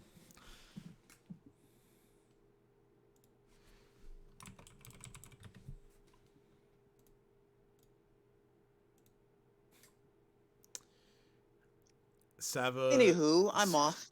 Yeah, Sava looks at everything at that whatever conversation that was. She's like, I don't really know what's happening here, but I'm just glad to have my gun back. And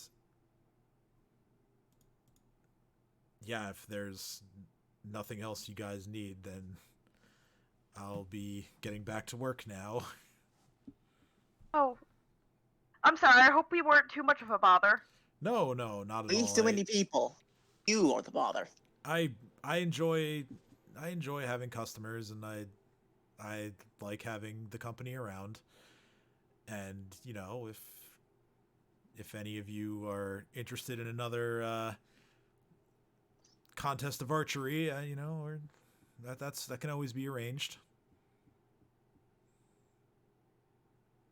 It does Range sound like weapon you're rate busy, isn't my thing. so do you know if she wasn't talking to you? There's no way she was talking to you. Yeah, she gives she actually does give Kat a little bit of a wink. Anyway, definitely interested, but it does seem like you're busy right now, so I'll come back tomorrow. All right, tomorrow it is. Awesome. Come on, Dino, I'll before come you back try if I fucking ever this have one some good too. quotes at me. All right, so Anyway, thanks for the information. I'll see you later. I'm going to the Damn, I forgot the name. Feathered Serpent. That's the one. All right. What about everybody else? I know. Going to go back to the inn. Yeah, I know. Dream said he was just wandering around, so I don't know. I'm just gonna put him on the actual Sandpoint map until he knows what he wants to do, and then you're going to the inn. Question. Tavern. What Is there a about bookstore? Oh, that's a good one. Well, yeah. I mean, we can actually just say that you would have found your robes on your way out of the room anyway, and probably put them on. Oh yeah, I guess that makes sense.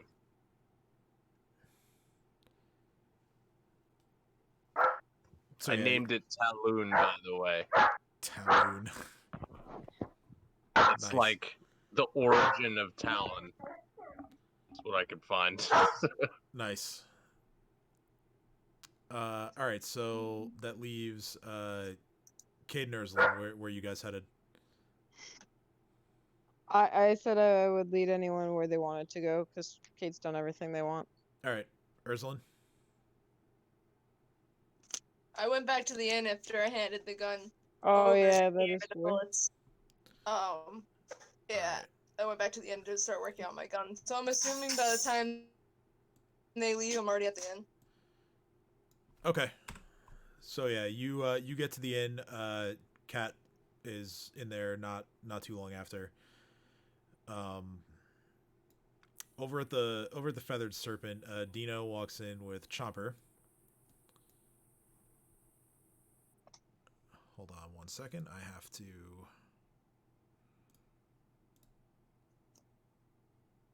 I got a spam message in the chat, so we're just gonna get rid of that. Sorry about that. Our landlord came home and Panzer decided that he had to sing him the song of his people. Ah, yes. Yes, Ember does that all the time whenever she sees other dogs just walking by outside. She's so brave and just, starts boofing at them. And, if we beat them on our walks sometimes, then yeah, she'll get kind of skittish and not so tough. Yeah. For those listening in, I just got a German Shepherd Tuesday. So I'm very excited for you, by the way. I think you having a German Shepherd's fantastic. I'm so excited. My boyfriend's more excited than I am because he's always wanted one. He had one as a little kid and has wanted one ever since. Yeah, Germans are great dogs as long as you make All sure. dogs are great dogs. Well, except yes. for those They are. tiny ones. Well, Those yes, are evil. I know, but yeah, Germans. You do need to give a little extra care in training them, but they are fantastic dogs. They really are. Thankfully, They get bad separation Panzer anxiety. is... Just letting you know. Yeah, Yeah, that's. I know. Oh, we've already learned. Panzer is 4 years old. He came from a very loving home. But unfortunately, the owner had to rehome him because he joined the military Hey, I'll be Oh, right shit. back. and he's Alright. getting deployed. Just give me a minute. So he didn't really have much of a choice. All right. Well, if he's stepping away, Yeah. So I've had this dog for 2 days, but if anything happened to him, I'd kill everyone and then myself. Take the dog. It's yours. he's a good boy. Never met him, but boy. he's a good boy. He is a good boy. He's a good boy. When we're I have headphones on, but when we're done, I'll see if I can try to get him on video for you. I'm right. so on board for that. So before he gets back and I start doing his little shopping thing, is there anything that anyone wants to do that is like quick? Preferably There's a catered. bookstore. Well, yeah. I know you went back to the inn. So yeah, I could move you over there. Cade Dream, anything? No, I'm good. We've done everything I wanted to do. Right. Yeah. Yeah, same. Okay. So yeah, I'll do. We can do cat in the bookstore. I just gotta find what. Which... Say that. No, the only reason why I was asking is we could just say that on the way back to the inn, Kat stops in the bookstore. Okay. And like gets a light, fluffy novel, so that when she gets back to the inn, she kind of just like hides in her room and reads. Okay. Yeah, I know just the place for that. By the way, Dream's walking over to what's his name with all the drugs. Jabrail. Yeah, Gerbil. Gerbil. All right. So. All right, I'm back. Okay. Give me 1 sec. I'm just looking for something real quick. All right. So I just had to remind myself of where I have to move cat to, and that is okay. Here we go. You're over there. All right. So Dino, you walk into the Feathered Serpent with Chomper. Vorvashali is in there, looking at his music box collection, and he says, "Ah, yes, the man with the dinosaur. I remember you. What do you need?" All right, so I found something pretty interesting in Thistletop, but I thought you would like to take a look. Sure. Let's see it. I'm always interested in items that are not native to this town. And so you pull out the breastplate, set it down in front of him. He says, "Interesting shape on this thing. Must have been worn by a woman." What Not just any woman, Nualia. Oh. Wait a minute. So I was right. I'd always suspected that she didn't really die in that fire. Unless you just happened to find this and no sign of Nualia anywhere, but Nope. As I said, I found this in Thistletop, and I'm not sure how well aware you are of the problems, but you know all that goblin tribe over that Thistletop who's been trying to yes, they are just mess with the town. They are the Thistletop tribe of goblins. That is their name. But I had heard that they were working with some of the others, such as the Lictoads and the Bird Crunchers and they're trying. All the other nasty types. Yes, they were certainly trying, and Nualia was behind all of it. She was trying to summon a demon. She had her own demon hound. Vorvashali, by the way, looks absolutely fascinated by this story. Like he is all in on this.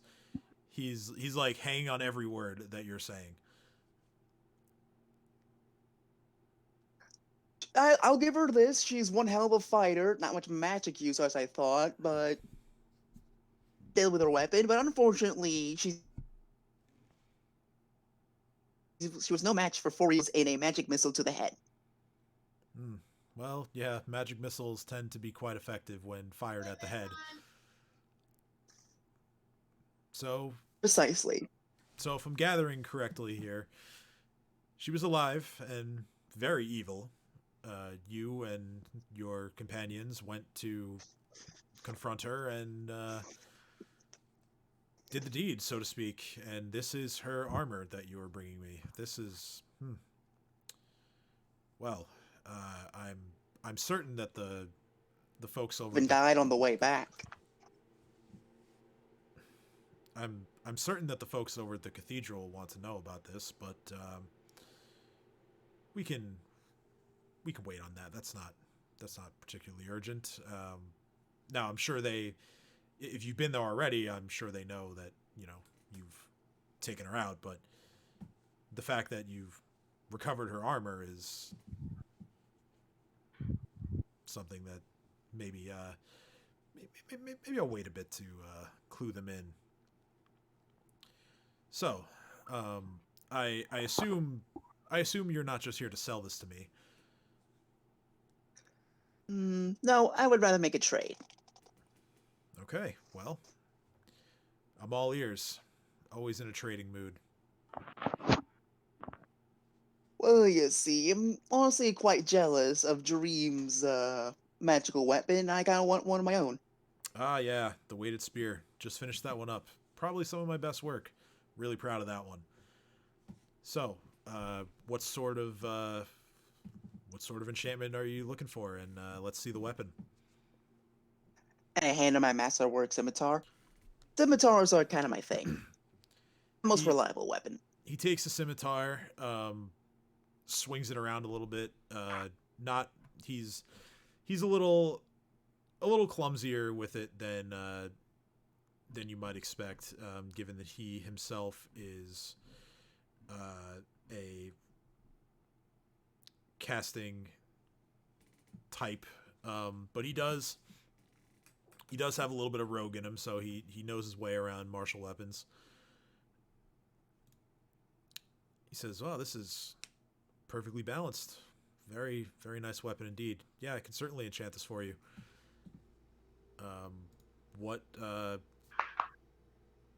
is there a specific enchantment you'd like, or do you want something more general, or you want to go with a little dealer's choice? Depends. Run me through the options for me, would you? All right, there are a shitload of them. So some of the highlights here include the same corrosive enchantment that Dream got. There's a ghost touch. There is an enchantment that is called Deadly, Flaming, Frost, Heartseeker, Keen, Menacing, Mighty Cleaving, Ominous, Shock, Spell Storing, Throwing, Thundering, Vicious, Planar. I mean, if you want more details on any of those, I can just tell you. But here, I can send you. I'll put a full list in the chat, and what you're gonna do when you go to this page is you're gonna scroll down to where it says, I believe it's here we go. You're going to scroll down to where it says melee weapon special abilities, and anything on the table for +1 weapons is available to you as an option.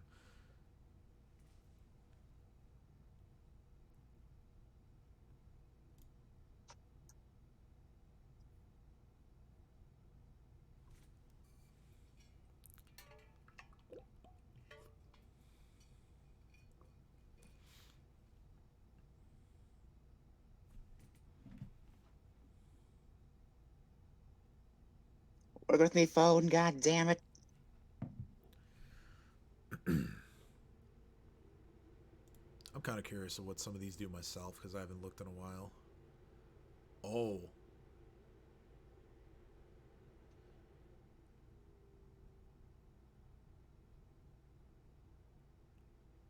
Okay, that is a cool one.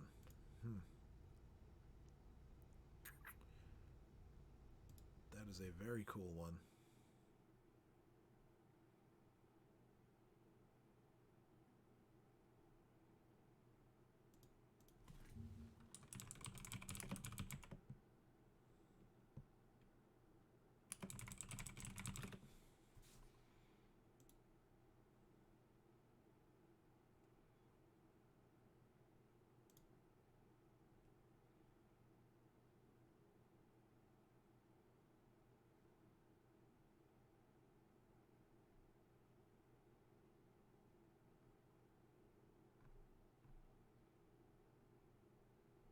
Okay, here we go.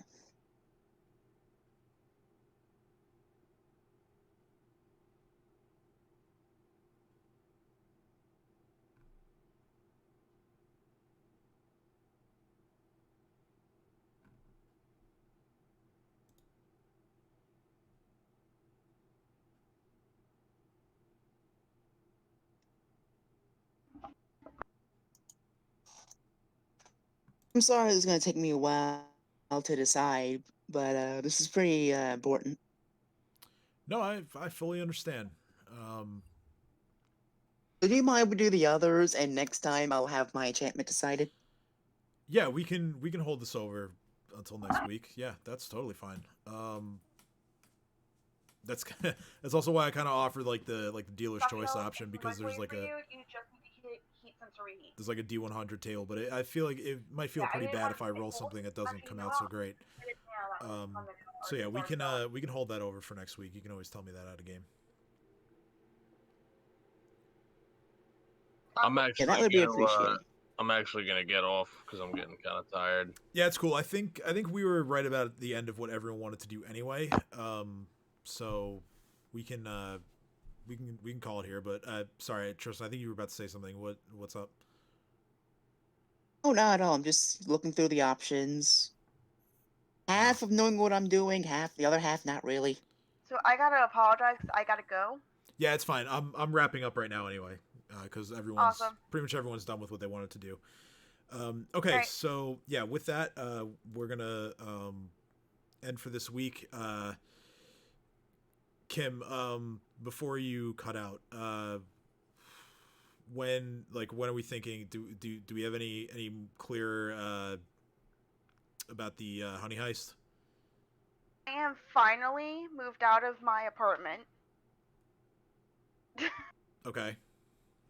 So that makes it a lot easier. I could what's easiest for you? Next week, the week after that? Like, Well, I mean, again, it's whenever you think you can have something ready. I'm down to take a week off from DMing whenever. You know, if next week is too soon for you, maybe we can shoot for 2 weeks. I mean, whatever works for you. 2 weeks, because while I think I can get it done by next week. I don't want to like. Yeah, that no problem.